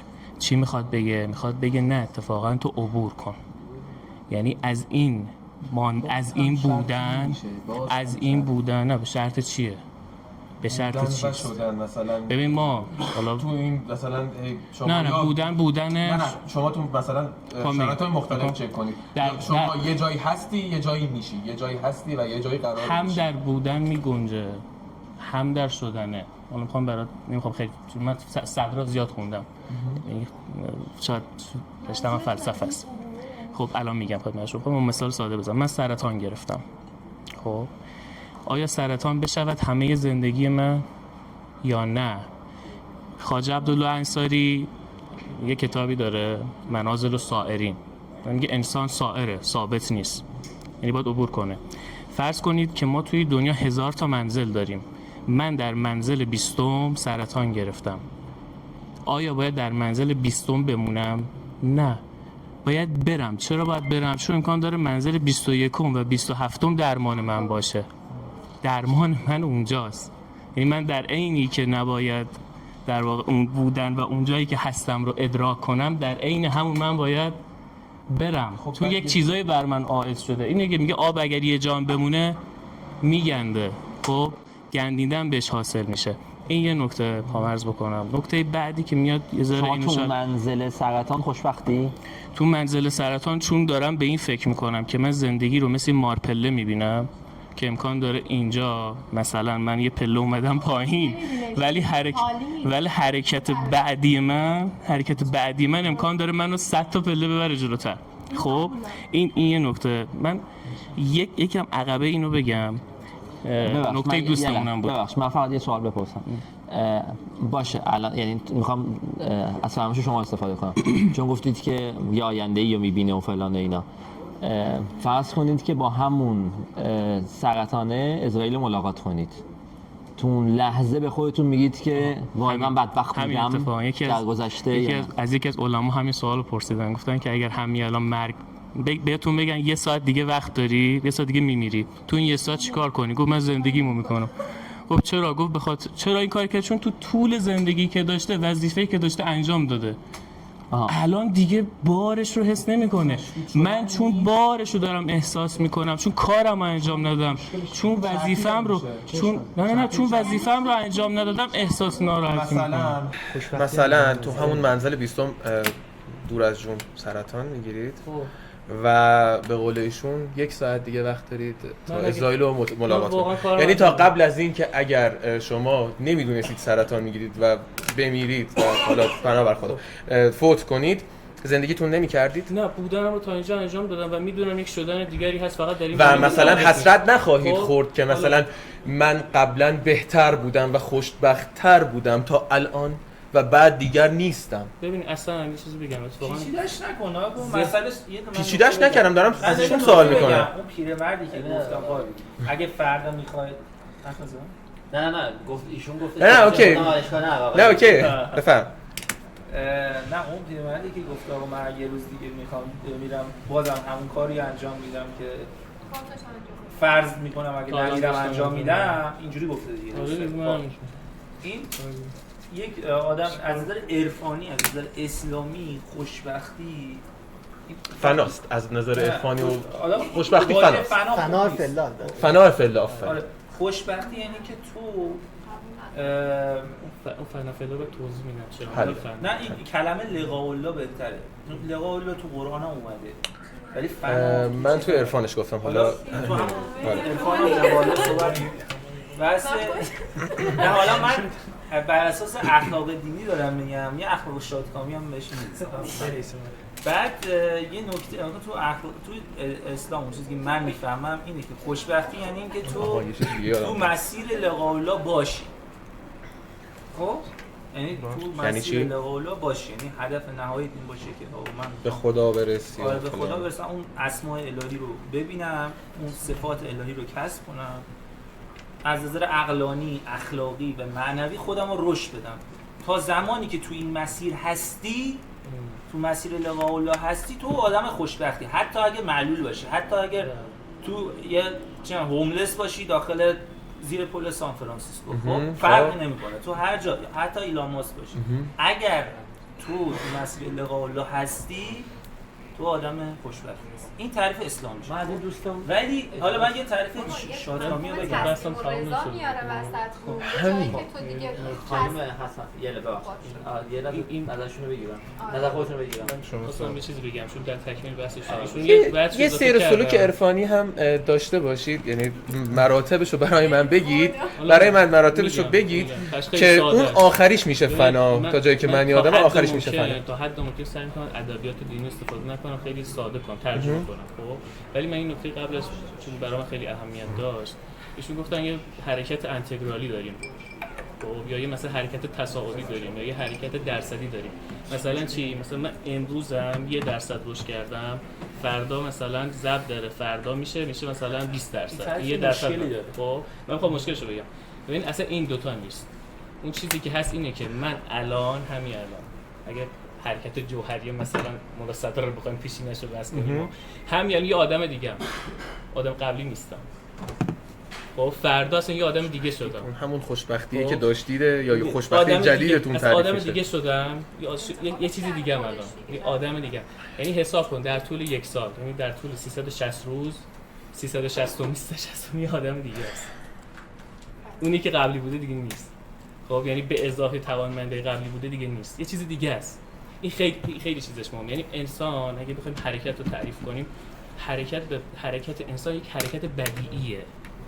بدیع یعنی چی؟ یعنی یه چیز تازه به وجود آمده، خلق شده. این خاصیت انسان. حالا باید بریم پیشینه فلسفی چیزش رو بخونیم. اون نکته شما که حالا یه بار دیگه بفرماییدش که من بچه‌ها تقریش اون این فنایی که ایشون گفتن، ما همیشه نقطه صفر داریم. قبلش یه غنایی میاد که طرف زمانی که منتظر مرگه به غنا میرسه و فقط در انتظار مرگ، خوشبختی رو تو مرگ میبینه، بعدش میشه فنا. بله این توضیح بدید. فنا مرگ، فنا نبوده، نیستیه انسان. میخوام یه لحظه من میخوام یه شعبه جدید به بحث باز کنم و اینا. الان ما یه سری از دوستان فلسفی و دوستان هم که عارفانه و دوستان هم که مالی و ما میان رشته‌ای بحث میکنیم. من الان واسم واقعا یه سوالی پیش اومده. شما اینا رو چجوری توجیه میکنید؟ الان مثلا ایشون میگه که من به هر حال حالا دوربینش گفت سرطان، حالا مثلا یه بیماری باشه اون اعصاب مثلا مشکل بخوره و فلان و اینا. خب هممون ممکنه، چون ما که ایرانی که تست بده که نیستیم. خب تا نگیریم تست که نمیدیم. ممکنه یه بیماری پیدا کنه مثلا اون گیرنده های عصبیشون هورمون. الان اون آدم دیگه بدبخت بسم الله میخوای از خودشون نظرشو بگیری. اول آخه من باید یه ذره برگردم عقب. چند تا صحبت نکردم. آره خیلی شاخه شده. یه چند تا شاخه رو من نوشتم چیز کنم. اول برای اینکه شما میخوای خوشبختی رو ارزیابی کنی، یا تعریف من از خوشبختی درسته یا شده، میای چیکار میکنی؟ میگی هر آدمی درسته یه تعریفی که من گفتم هر تعریفی که شما از خوشبختی ارائه میدی در صورتی میتونی بگی درسته که یه شرط رو رعایت کرده باشی، یعنی یه فرض رو رعایت کنی. این فرض یعنی مقبول بشه. فرضش چیه؟ اینی که اگر همه انسان‌ها اون تعریف از خوشبختی رو قبول داشته باشن و بهش عمل کنن، آیا همه انسان‌ها خوشبخت میشون یا نه؟ اگر سوالت بله هست یعنی اون تعریف درسته. خب من ارجاعت میدم به فصل اول کتاب لیبرال فون موزس، بحثی که کلا با چپا داره. این که اصلا شما داری نقض صریح آزادی میکنی، بعد فردیشو نمیبینی. چرا بقیه آدما باید بعد فردی منو داشته باشه؟ نه، به نظر من این معیار درستی واسه ارزیابی نیست. من میتونم یک جور خوشبخت باشم، شما میتونی یک جور باشی و ایشون هم یک جور و به مقصد نهایی برسی، به مقصد خودت برسی، به شرط آزادی که در چارچوب آزادی. وگرنه شما با این تعریف داری نقض صریح آزادی از خودت میکنی. چرا؟ چون واسه چی باید میای چه بحثی رو میاری وارد میکنی؟ بحث قیاس رو وارد میکنی. قیاس یکی از اصلی ترین چیزاست که الان شما گفتین چطوری میتونی ولید کنی که خوشبختی یا نه. من جوابم به این سوال اینه که اصلا به من چه؟ من خوشبختم. بحث خوشبختی فردی یا بحث خوشبختی اجتماعی نیست. رئیس داعش رو میتونه میگه من خوشبختم، تو هم قضاوتش نباید بکنی. نه قضاوت من نمیخوام بکنم. نباید قضاوتش کنی. اوکی؟ میگی به من رئیس داعش خوشبخته. رئیس داعش داره چیکار میکنه؟ آفرین. ابوبکر البغدادی خوشبخته و اونم خودش میگه من رضایت. جمله قبلی من چی بود؟ به شرط حدود آزادی. چون اون داره آزادی بقیه رو نقض میکنه. با چی؟ با گرفتن جون کسی، با ایجاد آشوب. درسته؟ خب معیار نه تعریفت برای آزادی این حضرت یه کودکی رو کشت دیگه. خب این استدلال داعش هم این بود که بله چون در قرآن ما داریم که یه کودک مورد کشته، چرا؟ چون امکان داشت این بچه فردا پدر مادرش رو مثلا خب شما اینو از دیدگاه مذهبی بررسی می‌کنید. نه می‌خوام کاری ندارم، من جوابشو میدم پس از ذهن خودم. می‌خوام سوالمو بپرسم. از دیدگاه من کار اشتباهی کرد.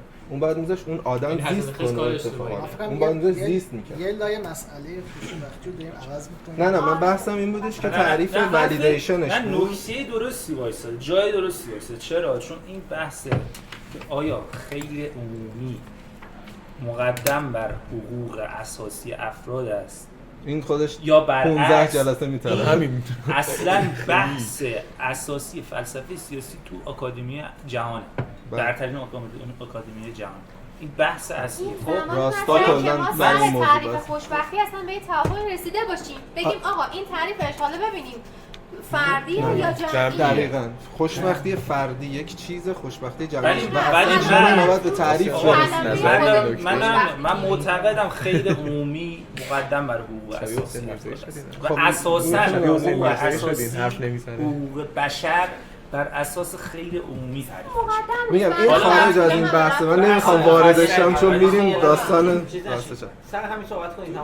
حالا برم موضوع بعدی، شاخه بعدی. یک آدمی که الان شما گفتین جانباز و اینا، آیا آدمی که احساس خوشبختی میکنه رنج نداره؟ چرا رنج ممکنه داشته باشه، ممکنه نداشته باشه. میتونه مثلا انسان بدون رنج وجود نداره. یعنی حالا بحث اینه شرایطی که ما دور داریم میبینیم، شاید داریم این طرف خیلی دور، ولی اون چیه؟ اون بحثش اینه که من الان سالمم، انتظارم اینه که برم فوتبال بازی کنم. خوشبختیمو اینجوری میشینم، حالا با توجه به توانایی‌ام. وقتی اون مشکل ایجاد میشه، من اون رنج مثلا پام میشکنه، رنج شکسته شدن پا رو دارم، ولی انتظارم هم عوض شد. پس تصویرم از خودم عوض شد. پس تصویر تو از خوشبختی، تعریف تو از خوشبختی تو طول زندگیت هم قطعا ثابت نیست. تو وقتی بچه دار میشی، تعریفت از خوشبختی محوریت خودت میشه محوریت یک فرد دیگه. مشکلم همینه که ما باید این باید اخلاقی ها. اگر ما یک تعریف جامع جهانی از اصول خوشبختی نداشته باشیم، خب زندگی های زیادی تباه میشه. چرا؟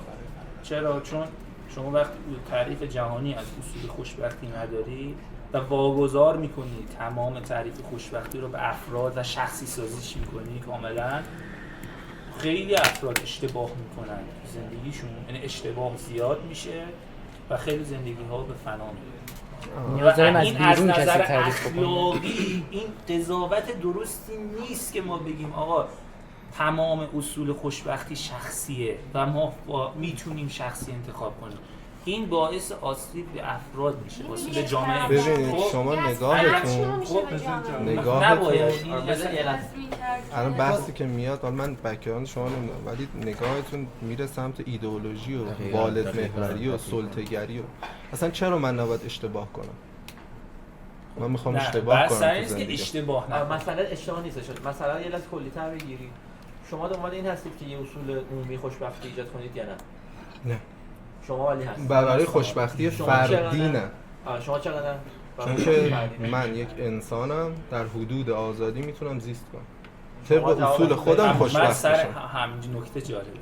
سر اینه که آقا ما اخلاقاً یه بحث تو فلسفه اخلاق هست، یه سوال بیسیکه.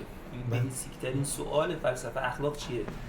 این که باید از کجا میاد؟ یعنی خوب یا مثلا اینجوری تعریفش کنیم خوبی چیست؟ یعنی خوب چیه؟ خب ما میگم که آقا من تعریفی که قبول دارم خودم، یعنی بین مثلا نهله‌های مختلف تو فلسفه اخلاق، من فایده باورم، یه جوری فایده باور قاعده نگر، حالا بحث شما، ولی کلیتش فایده باوری میشه. یعنی که آقا شما چیزی خوبه، کاری خوبه که خیر عمومی بشر حتی بعضی فیلسوفای اخلاق اومدن گسترش کردن خیر عمومی هر موجود زنده‌ای رو ماکسیموم کنه. یعنی کاری خوبه که خیر عمومی هر موجود زنده‌ای رو ماکسیموم کنه. ولی اون خیلی زمانی خودت برسه رو که نقض نکرده که گفته در کنار خیری که به خودت قراره برسه خیر عمومی رو هم اضافه کنه. یعنی حالا ما میگیم اگه یه کاری باشه، اگه هممون در این مسیر گام برداریم که خیر عمومی همه موجودات رو بیشتر کنیم، آره. هممون خوشبختیم. آره. ولی حالا اینجا نکته چیه؟ میگم این سوال اینه که آقا این سوال بیسیک فلسفه اخلاق دیگه، یا کار خوب چیست؟ معیار کار خوب چیست؟ خب این سوالو من گفتم فایده باورم، تو فایده باوری هم یه تعریف تو اخلاق شادکامی یا فایده باوری شادکامی این تعریف کلیشه. یعنی یا کاری خوب است که اگر همه انجام بدهند خیلی عمومی تمام موجودات زنده ماکسیموم میشه تو طول زمان، تو بازه هر بازه. خب حالا یکم بازش کردم تعریف. خب با چه راهی انجام بدم؟ حالا همون نکن. حالا بس سر اینه اگر ما بیایم بگیم تعریف خوشبختی شخصیه، یعنی هر فردی میتواند این توش یه بایدی هست، یعنی این تو این حرف یه بایدی هست، هر فردی باید تعریف خوشبختی رو برای خودش داشته باشد. نسبی نیست دیگه، خب نسبی نیست. خب این چیه؟ میگه مطلقه. این گزاره رو اگر قبول داشته باشی یعنی تعریف خوشبختی نسبیه. نسبی نه، خب. نسبی نیست، مطلقه. خب من میگم مطلقه. نسبت تعریف از مقصد مطلق میشه. ما چی میگیم؟ ببین یه آهن داریم، یه آهن ربا. خب آهن ربا مقصده. ناخودآگاه آهن میل به جذب آهن ربا رو داره دیگه. تا زمانی که چی نباشه؟ شما نکته نظری موانعی وجود نداشته باشه. چون ما انسان‌ها به مانع برخورد میکنیم. 1 2 وقتی که به مانع برخورد میکنیم هر کدوم ما طرحی برای برداشتن مانع پیدا میکنیم، خب اینجاست که نسبی میشه. یعنی من میگم باید اینو اینجوری بردارم، این میگه نه باید اینو اینطوری بردارم. خب ایشون میگه حضرت یونس وسط کشتیه، آقا کشتی داره غرق میشه. حضرت یونس که کشتی داشت غرق میشد، بعد یکی رو باید مینداختن تو آب که کشتی میتونه مسیرش رو ادامه بده. خب یعنی هر چقدر مثال رو چیز کنیم تاش به قرعه انداختن افتادن دیگه. قرعه به نام کی افتاد؟ اونی که مثلا با پیغمبر بود.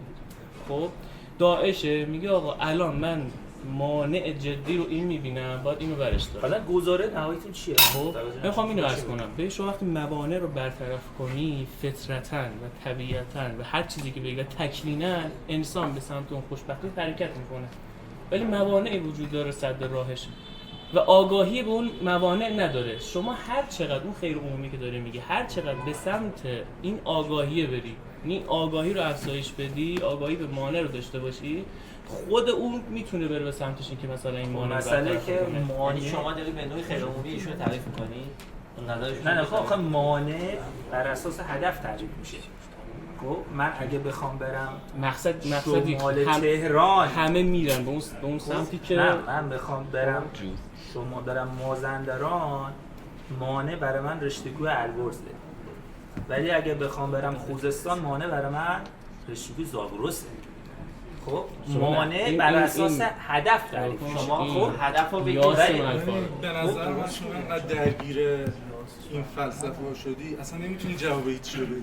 الان من به تو بگم درد چیه، درد چجوری میخوای بگی درد رو تعریف کنی؟ فقط تعریف میکنه. برمیگردی میگی هیتلر، من مثلا بگم شاید هیتلر درد مثال زیاد دیگه مگه میشه آدمی که این هم آدم کشته درد نداشته باشه؟ بابا داریم در مورد درد صحبت میکنیم. نه تعریف کلیه. حالا من نمیخوام بگم ابوبکر بغدادی درد داشته یا نه. من خودم توی یه سری مطالعات هنوزم برام میخونم، ولی بحث اخلاقی داری، بحث درستیه ولی اینجا جاش نیست. دقیقاً همینجاست. الان خوشبختی ابوبکر بغدادی ما از کجا باید حساب کنیم؟ خب شما تعریفت از خوشبختی چیه که ما بتونیم تاریخ‌وار می‌بینه که این اومده این کار کرده دیگه خوشبختی نیست. همون من این کار کرده خوشبختی نیست. درد و چیزی شما تعریف خوشبختی البغدادی خوشبختی یا نه؟ به صورت هیچ نظری بیا تعریف. البغدادی خوشبخته. آدم نیار. خوشبختی یه فرد در نظر بگیر، اومانیستش کن. خوشبختی رو یه فرد در نظر بگیر، بگو که خوشبختی چیه؟ چی داره؟ خوشبختی سر داره، چش داره، دست داره، پا داره، چی داره؟ همون من میخوام اصولش رو صحبت کنم. خودت از لحاظ بخوای معیار خودت واسه خوشبختی بگی. آیا خوشبخت؟ خب من دو لایه صحبت کردم. اصلا لایه درونی خودت. خب یه لایه دینیشو که صحبت کردم گفتم کار فعلا ندارم بهش. اون یه لایه بالاتری. خب ولی یه لایه پایین‌تر میخوام صحبت کنم. کلیش هم اخلاق شادکامیه. یعنی اخلاق شادکامی، حالا بزنید همین واژه‌شو بزنید انگلیسی چی مطالب خیلی خوب. اخلاق شادکامی یه اصول کلی داره. میگه آقا تو 70 سال میخوای عمر کنی، به طور میان که این انسان‌ها در جهان 70 سال یا 60 خورده سال عمر کنن. خب آمار جهانی 70 سال. خب بعد 70 سال هم هیچی نیست فرضاً. خب 70 سال میری زیر خاک تبدیل به چیز میشه، اتم میشه. خب مهم نیست. تو حالا تو این بخوای بگی تو این 70 سال من چیکار کنم که بیشترین شادی، خب هپی و لذت و اینجوری رو به دست بیارم با راحت ترین و کم ریسک ترین زندگی ممکن. یعنی چی؟ 4 تا معیاره: شادی، لذت با کمترین ریسک، یعنی با بیشترین امنیت و با کمترین تلاش، بیشترین راحتی. خب من میخوام اینو به دست بیارم، یعنی تو زندگی 70 سالم طوری زندگی کنم که بیشترین لذت و شادی رو به دست بیارم. میتونی؟ فرضاً که بعد از مردنم که من هیچ جهان آخری وجود نداره، تبدیل به اتم میشم. خب میتونی؟ الکترون. خب همون. حالا صبر کن. حالا ما میگیم که آره، حالا این خود اخلاق شادکامی یه از فایده باوری اومده، یعنی یه شاخه از اخلاق فایده باور. خب که میگه آقا حالا نکته اساسیش اینجاست، میگه که آقا تو میخوای بیشترین لذت و شادی رو تو اون 70 سالی که میخوای عمر کنی، احتمالاً عمر میکنی، اکثر انسان عمر میکنن، میخوای به دست بیاری. اوکی؟ یه گزاره مرکزی داره، میگه تو تا زمانی که پیگیر لذت و شادی عموم جامعه نباشی، نمیتونی لذت و شادی خودت رو ماکسیموم کنی.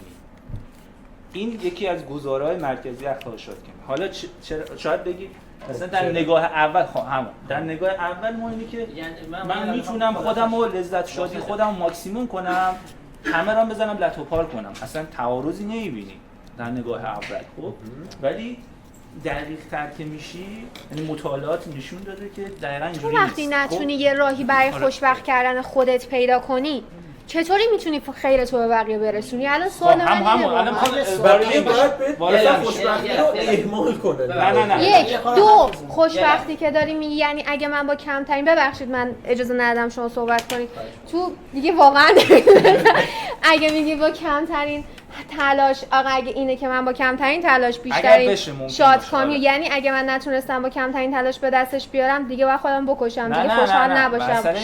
بعد خوشحالی خیلی خوب، الان به من بگین خوشحالی خود خوشبختیه؟ یعنی حتما من یکی از مؤلفه‌هاشه، درسته؟ پس ما در مورد مؤلفه‌هاش الان حرف نمیزنیم. من دارم 4 تا مؤلفه گفتم دیگه. خب مؤلفه به ویژگی‌ها شما نمیگیم، ما میگیم خود خوشبختی الان چیه؟ ما این ویژگی‌هاش تعریفشو گفتم، یعنیشو نمیخوایم، معنیشو میخوایم. معنیش همینه دیگه، چیز واضحه. میگم آقا تو بیشترین شادی و لذت رو در این 70 سال عمرت مجموعاً به دست بیاری با کمترین ریسک و راحتی، کمترین ریسک و تلاش. اونی که میره جنگ بله. الان پس محسن اینجوریه که میگه که آقا یه تعریف خوشبختی میگه، خوشبختی فردیش هم درگیر خوشبختی جمعی میبینه. آفرین. حالا اینو توضیح میدم چرا. حالا من خواستم که جمع‌بندیش کنم صحبتشو. شما بگید. خوشبختی یک انسان رو، یعنی اگه انسان رو یک مفهوم در نظر بگیریم، یک سلول واحد نیست. یک در واقع یک وجود انسان در نسبتی با جامعه است، یعنی در نسبت با یک کلیه. خب و اینکه ما چه جور خوشبخت هستیم خیلی به این برمیگرده که ما بگیم انسان چیه، از کجا آمدنم بهر چه بود. یعنی شما میگید دیدگاه اسلامی رو بذاریش کنار، یه تعریفی از خوشبختی داری، نظرش کنی یه تعریف دیگه داری. خب و ما نمیخوایم یک تعریفی ایجاد بکنیم که خوشبختی همه آدم ها با همه عقایدشون، با همه تصورشون از دنیا، از هستی رو یکسان فرض بکنه. یعنی نمیتونیم چین تعریفی پیدا بکنیم. یعنی ما اول اتفاقا باید بگیم انسان چیه، برای چی اومده، خب و کجا میخواد بره، هستیش چیه. اون وقت میگم خوشبختی این آدم این گونه رقم میخورد. بخشیش مثل همون جوری که رضا گفت، خب شخصیه، بخشیش مشترکه با بقیه، نه با بقیه و در یک نسبتی با مفهوم انسان که یک معنا کلانه ولی کلی نیست. یعنی اینجوری نیست که همه رو یکسان فرض بکنه، اما یک پیوستگی با بقیه انسان ها داره. خب این خیلی نظرم نکته مهمه. یعنی ما باید اگر میخوایم در واقع بگیم خوشبختی رو تعریفش بکنیم، نمیتونیم نسبت‌هاش رو یعنی با مفهوم انسان، با مفهوم مرگ، با مفهوم اینا قطع من میکنیم. قطع نکردم. حالا این نکته بگم اشون جواب مخاطب من بودم من مخاطب شما نبودم. منم حالا دقیقاً نکته منو گفتید. مثلا من گفتم قطع کردم اخلاق دینی رو از کسی هست اینجا کلا خوشبختی فردی تعریف کنه؟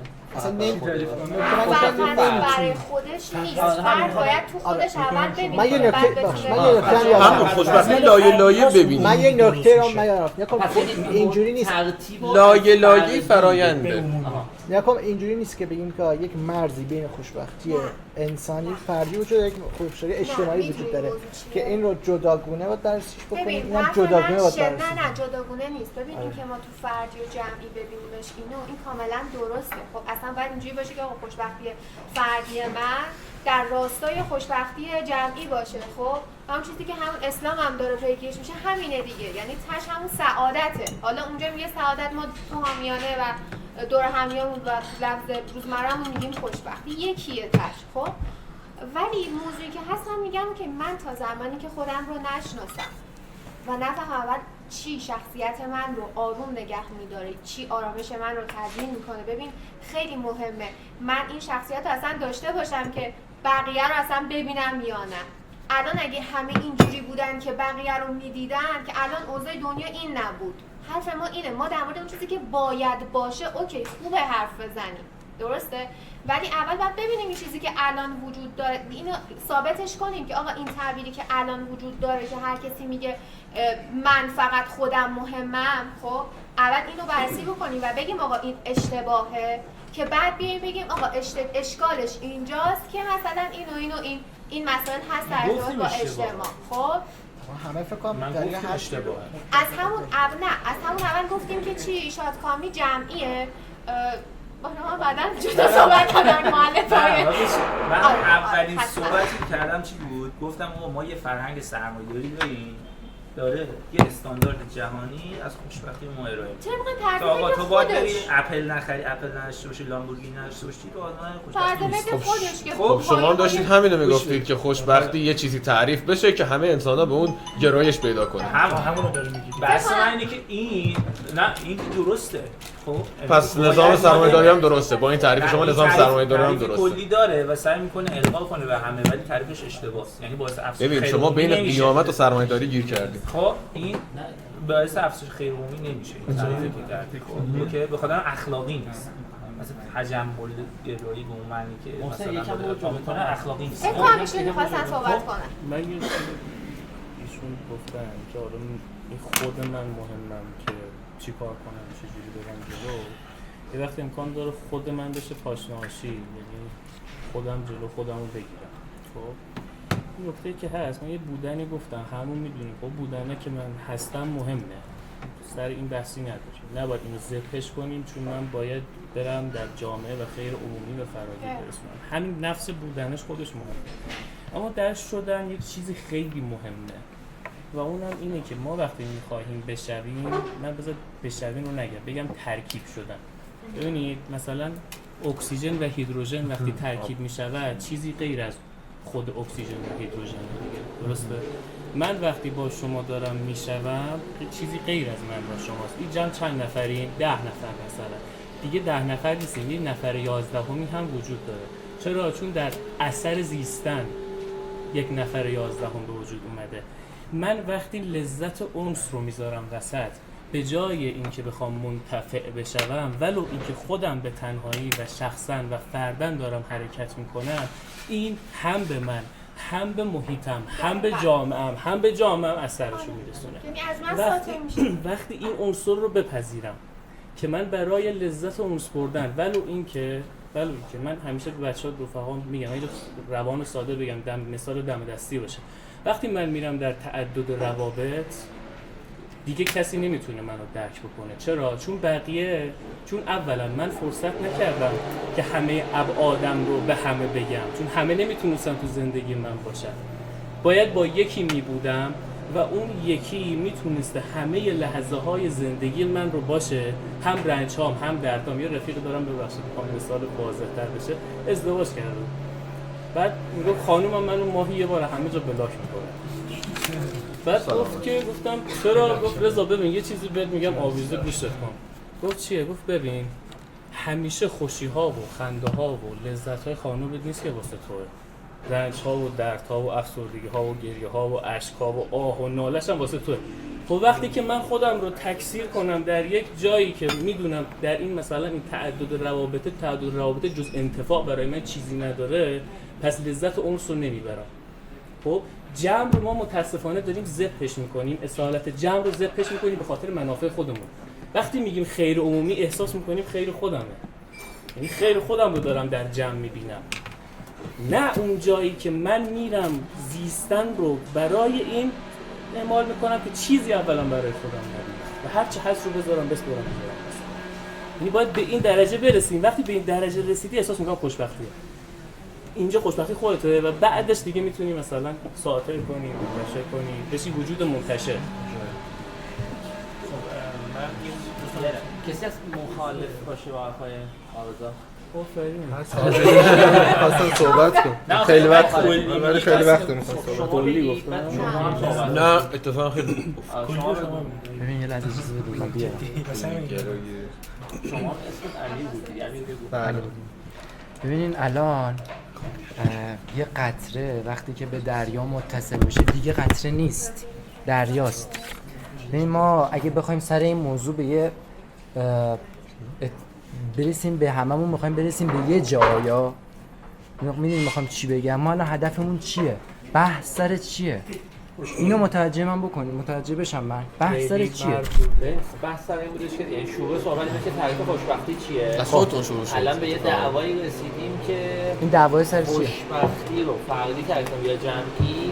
اگر جمعی تعریف کنیم از جمع به فرد برسیم یا از فرد قراره که به جمع برسیم. مثلا حالا خانم هر دوگانش غلط که حالا ایشون میگن فرد به جمع از فرد به سوالی جمع. که من دارم اون بودن و شدن، بودن نمیتونه فردی باشه. میشه بودن هم جمعی. اصلا بودن درش چی بود؟ شما وقتی همون خودکشی مثال بزن تو ذهنت چی بود؟ اومد فرشته اومد گفت یه لحظه من تو رو نیست فرض میکنم ببین چه اتفاقی میفته. در صورتی که هیچ کاری هم نمی‌کرد، در صورت نبودنش نه مادرش اینجوری بود نه پدرش باید میبود که الان هست. نه من بودن و شدن من نظر ایشون رو من سه تا نکته بگم اجازه بدین. ببینید شما اونجایی که میگی ما میدید در مسیرش بودن، اونجایی که من خودم اثر میذارم، اونجایی که من خودم خلق میکنم، اونجایی که خودم دارم کنش میکنم.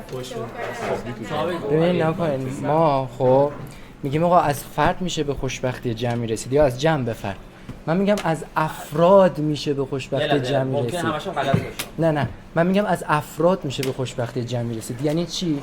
یعنی من در راه اصلاح خودم یک قدم برمیدارم، این دوستمون یک قدم برمیداره، این دوستمون یک قدم. افرادن که به اجتماع میرسن نه فرد. خب دیگه هر یه کی مثال فردی هست کار خودشو میکنه تا به یه جمع برسه. اگه اصلاح خودتو تو مسیری تعریف کرده باشی که اون با جمعه تضاد داشته خب همین باشه، این برمیگرده به اینکه من چجوری تعریف کردم اونا چجوری تعریف کردن. ما یک فطرت داریم، 8 میلیارد طبیعت. این مشکل وقتی حل میشه که خدا توی ببین الان خدا توی قرآن میگه خلقکم من نفس واحده. خب پس یعنی تو میگی که اصلاحی که تو خودت برای خودت تعریف کنی با رضا، با محسن، با اون بنده خدا باید یکی باشه. نه یعنی چی باید یکی باشه؟ متوجه نمیشم. ببین من مشکلی که دارم خب مثلا خوب رانندگی نمیکنم، خب ایشون مثلا یه مشکل دیگه داره، من باید مشکل خودم رو حل بکنم مثلا رانندگیم خوب بشه، ایشون باید اخلاقش رو خوب کنه. اینطوری خب اینطوری در ادامه چی میشه؟ میرسیم به یه جامعه ای که هر کسی به حقوق دیگران احترام میذاره. در نتیجه من البغدادی هستم، میخوام داعش رو تأسیس کنم. خب خوشبختیم تو اینه که داعش رو رشد بدم، به حقوق دیگران فکر نمی‌کنم. من گفتم چی؟ خوشبختی هم میکنم. مشکلت با من چیه؟ من گفتم چی؟ که از ابوبکر بغدادی میکنی کاملا به نظر بی‌ربط. تو یک بار من نه یعنی دوباره میگم ما تعریفی از خوشبختی نمیخوام ارائه بدیم. نه من یه مثال رادیکال میزنم برای اینکه بحث روشن شه. آقا وقتی ما یه تعریف کلی می‌کنیم باید تمام مصداق‌های ممکن میگم کسی در زندگی بشر رو پوشش بده. کسی من به اشتباه میتونم احساس خوشبختی بکنم. اشکالی نداره. همون دیگه شما دارید قضاوت میکنید دیگه، میگید آقا اون فلانی از خوشبختی اشتباهه. ناگزیر از قضاوتیم. چرا؟ اوکی منم میگم قضاوت کنیم. خب برای بنابراین وقتی ما داریم قضاوت میکنیم گوش بده خانم، وقتی داریم قضاوت میکنیم نه بذار من بگم اشتباه یه محسن یه لحظه نظر شما بشنوید. به نظر من خوشبختی شما همون سعادت بشری و هدف بشری در نظر میگیرید، چون کلا جامعه اجتماعی داره نگاه میکنه، فردی اصلا نمیتونه بکنه. بعد به خاطر همون نمیتونی قبول کنی اصلا فردی نگاه کردن غیر اخلاقی از نظر همون متوجه حرف شدن. ولی انقدر خطرناکه این حرف، یعنی کسایی که این مسیر رو رفتن میلیونی آدم کشتن.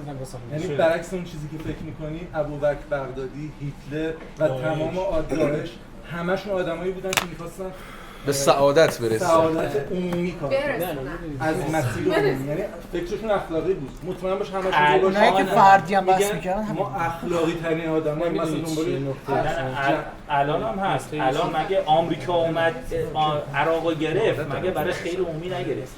گفت من میخوام اینجا دموکراسی ایجاد کنم، خیر عمومی رو زیاد کنم.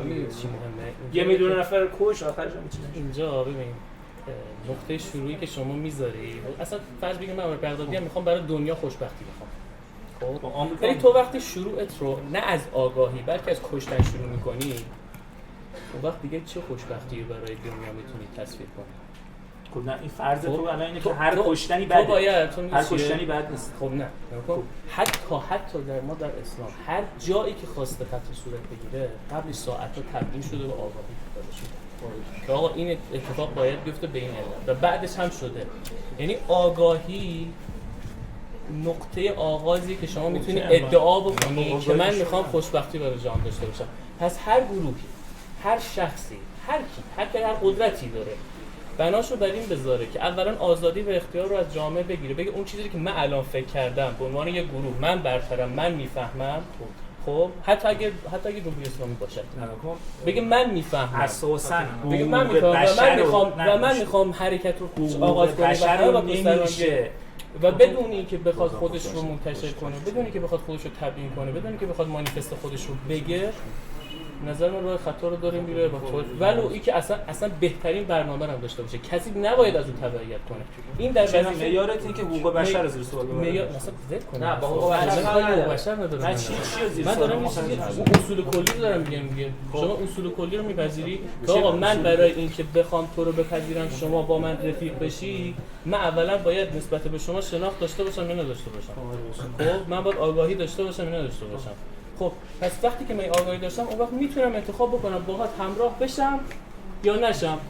بعد حالا مثلا یه گروهی به فرض بلند شده با زورش، با سلطه‌اش، با هر چیزی غیر از وجود چیزی که خودش داره، با چیزهای دیگه، خب میخواد بگه نگاه کنید این چیزی که من میگم درسته، شما باش همراه میشی.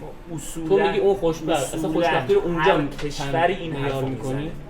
اصولا هر کشوری این حرفو میزنه. خب پس اون حرف اگه من میزنم درسته. هیچ کشوری نیست که بگه این که میزنه آیا میاد در حالا در جوامع، در بین جامعه خودش هرچی اون آگاهی رو بده که واقعا من دارم همین چیزی که میگم درسته. آقا آمریکایی‌ها هم اون رو کشتن شده. الان نتانیاهو همین من حرفی که من دارم میزنم اون تروریست، من دولت خیرخواهی هر کدومشون وقتی تاریخشون رو نگاه میکنی، آغاز حرکتشون رو نگاه میکنی، آغاز حرکتشون از بردگی کشیدن جوامع آگاهی مثلا حل نمیکنه، از استعمارشون بود. خب یه لحظه دوستان ببین الان اینجا یه دعوایی هستش، اونم اینه که کلا اگر یعنی هم فرمایش شما هم فرمایش دوست دیگه اینه که ما اگر از فرد بخوایم برای تک تک افراد بریم به تباهی میره، اگه از جمع هم بخوایم بیایم باز به تباهی میره. درسته؟ من از نظر شما هم بگیرم خیلی وقته. ببینید بحث من اینه که الان شما میگی خیر جمعی، آیا خیر جمعی منجر به خوشبختی جمعی میشه الزاما و الزاما منجر به بذار من صحبتام بکنم و الزاما به خوشبختی فردی میشه؟ نه. اگه شما بخوام برات یه مثال بزنم، من خوشبختیم تعریف میشه در فلان کار، مثلا برای یه خانوم بحث میکنم جلوتر چیز میکنم، اینا در واقع اینا یه ارتباط دو طرفه‌ای داره، هم خوشبختی من بر خوشبختی جمع موثره، هم خوشبختی جمع بر خوشبختی من، ولی هیچ کدومش الزام آور نیست. حالا خوشبختی من اینه که مثلا برم راحت بتونم ساعت 8 صبح مشروب بخورم وسط خیابون، من اینو واسه خودم خوشبختی تعریف، یکی از پارامترهای خوشبختی تعریف. توی اینجا میتونم نه. پس یه پدیده‌ای به وجود میاد به نام مهاجرت. میرم یه جایی که بتونم این کارو بکنم. پس این فضاهایی که میگی منجر به خیر جمعی میشه الزاماً به خوشبختی نیست. ممکنه یکی مسلمون باشه، خونش کنار کاباره باشه. درسته؟ این یه بحثه. بحث اینه که اونجا میتونی خوشبخت باشی یا نه. و از یه طرف دیگه خب فردیت رو هم نمیتونی شما نادیده بگیری. اصلا من شاید به اخلاق باور نداشته باشم. نه، الان به اونم میرسم. آفرین. خیر جمعی رو کی مشخص میکنه؟ یک محیط، آدم‌های درون اون محیط. با چی مشخص میکنه؟ با حدود. حدود چیه؟ یکیش قانون و آزادی. توی ایران شما روسری سرت نکن، میگن شما سعادت نداری، خوشبخت نمیشی، غلط کردی باید بری زندگی. درسته؟ من میرم یه جایی که اینجور نباشه. اونجا خوشبختی. آفرین. اگر ملاک من این باشه، یکی از ملاکام اونجا پاس میشه. درسته؟ ولی بحث خوشبختی و نادر ملاک‌های خودت می‌بینی؟ آفرین. ملاک‌های من و ملاک‌های جامعه، یه تطابق بین اینا هست، چون من دارم تعامل میکنم با یک جامعه. اگه میتونم محیطمو عوض میکنم. یعنی اگه یه جامعه‌ای باشه که به شما آزادی حداکثری بده، آزادی حداکثری، آزادی متناسب با من. آره دیگه، میگم آزادی حتی خود اون جامعه هم آزادی متناسب با خود اون جامعه. که ملاکاتو انتخاب کنی، اون موقع اونجا بیشترین ظرفیت رو برای خوشبخت کردن تو داره. ظرفیت رو داره، من میتونم برم اونجا استفاده کنم. نظرشون رو بشنویم بلا. بس سر اینه توهم احساس خوشبختی. بله. که از قدیم هم مثلا اپیکور روش خیلی کار کرده. کی؟ اپیکور. 2000 سال پیش. آقا چه چیزایی به اجتماع ما فکر میکنیم لاکچری زندگی کردن، بله. احساس خوشبختی بهمون میده، در صورتی که ثابت شده نه، ما دنبال یه چیز دیگه ایم. یکی از اونها هم آزادیه. البته با حرف شما مخالف نیستم، فقط میخوام بگم چون بحث فقط خوشبختیه، بعضی وقتا خود آزادی یه سمی داره، یه نیشی داره که باعث میشه احساس خیلی بدی داشته باشه کسی که آزادی دارن. چرا؟ چون آزادی بهت مسئولیت هم میده، باید مسئولیتش هم داشته باشی و استرس و عواقب بعدش هم میده. یعنی چون بحث فقط در مورد خوشبختیه، اینا همشون مصداقایی که میشه نقضش میکرد. یعنی قطعی اینطوری نیست که کسی اینو داشته باشه احساس خوشبختی کنه. دقیقاً. ظرفیت خوشبخت. من یه مثال براتون میزنم. شما امروز یک اتفاقی برات میفته و حس میکنی خوشبخت‌ترین آدم روی زمین. یک سال دیگه تو از اون اتفاق که میاد تن و بدنت میلرزه، پنیک میکنی. پس این تغییراتیه که تو بر اساس زمان رو ما اینجا نادیده میگیریم دیگه. بر اساس زمان به تو به دست میاد. ما 57 که انقلاب کردیم خوشحال‌ترین مردم روی زمین بودیم، الان دیگه نمیدونیم چیه. درسته؟ این تغییرات زمانه هم هست. حالا بحث آزادی که میگین، آزادی خب اصلی ترین داشته یک انسانه، حالا تو هر حدودی که هست. و تو اگه آزاد نباشی اون ظرفیت رو نداری. مثلا شما میگی اخلاق، من اصلا به اخلاق شاید اعتقاد نداشته باشم، میگم مثلا اخلاق منو در بند میکشه. ولی آزادی چی میگه؟ یکی از تعاریف آزادی میگه که تو اوکی آزادی تا کجا؟ تا جایی که به بقیه آسیب نزنی. مثلا لیبرتاریان بودن که اصلا بخوام مثال بزنم، خالق سیلک رود هم خودشون بود. میگفت من به کسی کاری ندارم ولی میرم انقدر دراگ میزنم که این تعریف من از آزادی خوشبختی من در اون مسیر. درسته؟ اون منجر به خیر جمعی میشه یا نه؟ معیار چیه؟ معیار اینه. ما مثلا فرض کنیم من این نکته بگم، ما از درباره خوشبختی داریم حرف نمیزنیم. درباره اینکه چه چیزی باعث خوشبختی میشه. ایشون میشه میگن در این آزادی باعث خوشبختی. یکی از ظرفیت‌ها رو بخواد فعال کنه یکیشون. خود آزادی رو میتونیم صحبت نکنیم ولی راجع به احساس و آزادی میتونیم صحبت کنیم. احساس آزادی باعث خوشبختی میشه. میگم ایشون وقتی آزادی رو گذاشته وسط خیلی چیزا رو تعریف کردن دیگه، مسئلهش لقاء نیست. آره. اصلا الله نیست و اگه اونو بذاره البته این نکته هست، اونم که تعریفتون از آزادی چی باشه؟ نه آره همین میگم خود ما یه دوتا پیچیدگی داریم. یه پیچیدگی خود مفهوم آزادیه که یعنی چی، حدودش کدوم، معیار آزادی چیه، آیا حدودش همین عبارتی بود که گفتن من آزادم تا وقتی که بازه بقیه، این درسته یا نیست. خب بعد آزادی اجتماعی چی؟ یه پیچیدگی داریم اینه که آزادی معیار خوشبختی است یا مثلا سعادت اخروی معیار خوشبختی است، رضایت خدا، نمیدونم لقاء الله، اینا هست. کدومی که از این است؟ یعنی اگه میگم در دو لایه داریم بحث میکنیم، فقط گفتم حواستون باشه که اوکی من در چه پیچیدگی قرار داریم. آره خیلی چطور مثلا اینجوری میشه که مثالش مثلا خوشبختی میگیم مطلقه، آزادی میگیم نسبی. بعد به نسبت خوشبختی رو تعریفش کنی یه جایی من باید مثلا به خاطر مطلق آزادی خودم رو کمتر کنم. مثلا دیگه تا دیروز به فرض مثلا با رفقام بیشتر حال می‌کردم اینا، دیگه الان باید الان حدود جدید آزادی برای تعریف میشه. تعریف می‌کنم میگیرم اینجا چرا؟ چون برای من یک تعهدی مهمه. اگه جرأت داری تو خونه درباره این مسئله صحبت کنی. بفرمایید. انشالله یه بحث شکل بگیره و ما آزادی بهشون. بفرمایید شما بگین که من این بحث اول یه بحثی بکنم. اون تفکیکی که شما گفتید من بحث شما نیست. تفکیکی که شما گفتید بین اخلاق دینی و اخلاق سکولار، گفتید که آقا نمیشه ما مثلا بحث خدا پیغمبر رو بذاریم کنار، بیایم بگیم میشه بذاریم کنار. خب ولی میگم اگه اونو من فرضم اینه که حالا نمیخوام در مورد فرض صحبت کنم، بحثش مفصل. اصولا من معتقدم که اخلاق دینی یا هم اخلاق عرفانی که به لغولا میرسه پایدارتر و کاملتر از اخلاق شایستانه. خب این فرض رو دارم، ولی فعلا نمیخوام در مورد اخلاق دینی صحبت کنم. حالا دلایلی داره. باشه. این یه نکته. دوم نکته نسخه الماس رو می‌خریدید. نکته دوم شما می‌تونید اقتصادی کنید. ایشالله 8 پریمیوم آقای بگیم. نکته دوم اینه که اخلاق شاد کنیم. من گفتم که هر قانونگذاری که در جهان میشه، هر قانونگذاری تو هر حوزه‌ای که میشه تو همه کشورها اساس در واقع خیر عمومی تعریف میشه. حتی بعضی فیلسوفای اخلاق معتقدن که حقوق بشر، اون 30 ماده‌ای که برای این حقوق بشر نوشتن و اون کنوانسیونایی که توضیح دادن حقوق اجتماعی اقتصادی، اینا همه بر اساس خیر عمومی تعریف میشه. مثلا مایکل سندر و مثلا جان راز یه بحثی هست بین اینکه آیا خیر بر حق مقدمه یا حق بر خیر عمومی. یعنی حقوق، یا مثلا سوال دقیق‌ترش اینه که حقوق اساسی افراد یا حقوق بشر بر خیر عمومی مقدمه، این حد میزنه به خیر عمومی، یا اینکه ما اول خیر عمومی رو تعریف می‌کنیم بعد بر اساس اون حقوق بشر رو تعریف می‌کنیم. اوکی، این یه سوالیه که الان تو آکادمی هستی، فلسفه سیاسی، فلسفه حقوق نکته، یعنی محور اساسی بحثه. بله. که الان بر اساس همین سوال تقریبا 4 تا ما نهله لیبرالیسم حالا کار ندارم. بس ولی نکته اینه که من خودم شخصا معتقدم که خیر عمومی هستش که حتی حقوق اساسی، حقوق بشر که پایه‌ترین حقوق و حقوق مدنی، حقوق کیفری، همه اینا ذیل به اون تعریف میشه، از خود خیر عمومی تعریف میشه.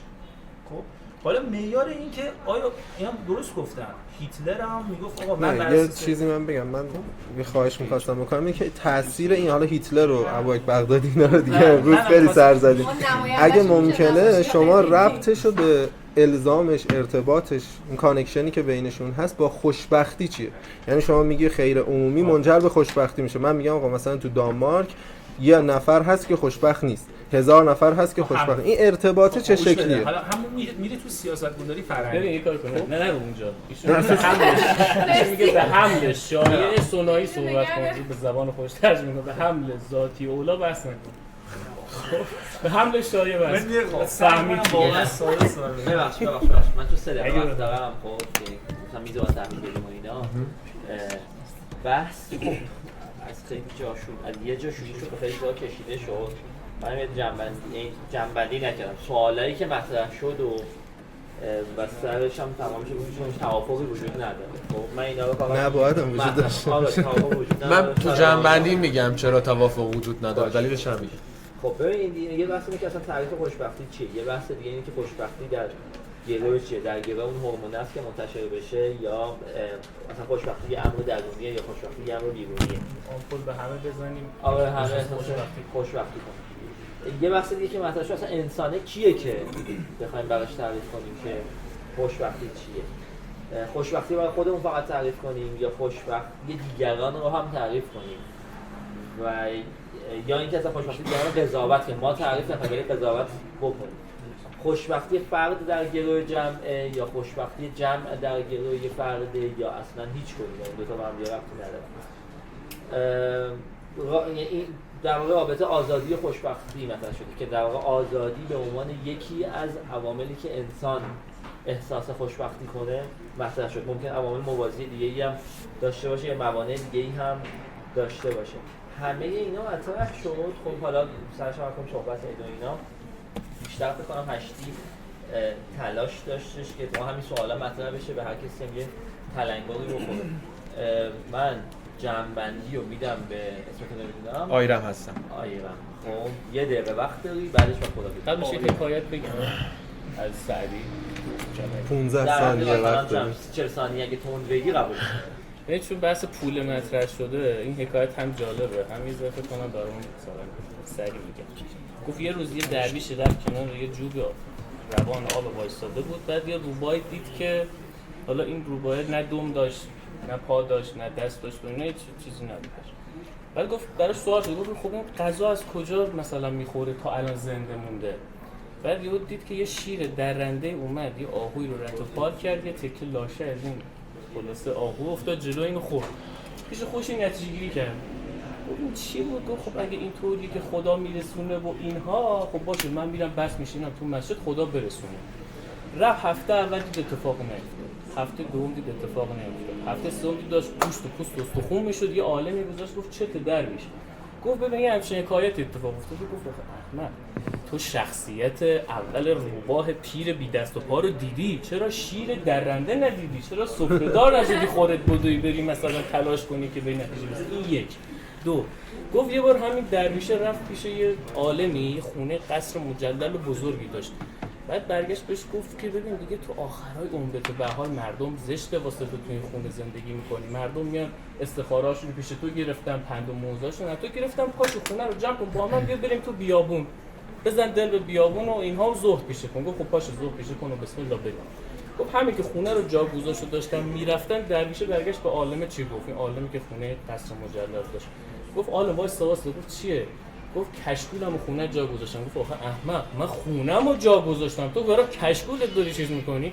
خب دو تا نسبت داره. یکی این که من اولا یعنی خوشبختی به نظرم این دو تا حکایت سعدی وقتی جمعش کنیم، یک تلاش کنم، دو وقتی چیزی به دست میارم چه نداشتم چه داشتم ظرفیت از دست دادنش هم داشته باشم.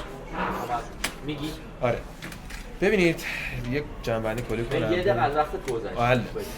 ما تا زمانی که بیایم محوریت رو خوشبختی قرار بدیم و مرکزیت رو خوشبختی قرار بدیم و انشعاباتی ازش بهش وصل کنیم مثل انسان، جامعه، دولت، همه چی به مرکزیت و خوشبختی وصل کنیم به هیچ پاسخی نمیرسیم. ما میایم چیکار میکنیم؟ ما میایم انسان رو زیر مجموعه خوشبختی میبینیم در صورتی که باید برعکس باشه، خوشبختی رو جزئی از انسان ببینیم. یعنی انسانه که خوشبخته. ما بیایم خوشبختی رو از ابژه بودن در بیاریم. اون انسانه که تعیین میکنه کجا خوشبخته و بعد از این که سوچش کردیم بیایم به صورت شبکه در نظرش بگیریم. این فردیه باعث میشه برآیند خوشبختی در بیاد، چه برای این فرد چه برای یه فرد دیگه که با هم تعامل دارن. گفتیم که از تعامل میاد خوشبختی که هست در ارتباط جمعی میاد. خب یه فردی با یه فردی تعامل میکنه، از برآیند اون یه خوشبختی به وجود میاد و به طبعم هر چیزی، احساسات هر چیزی و به طبعم این فرد تبدیل به جمع میشه و لایه به صورت یک جمع واسط. من خواهید بگم ما تلاشمون اینه که هشتی خوشبختی پول و رنج رو ادامه بدیم. بچه ها ما تو نفر میگیرن کارات قسمت های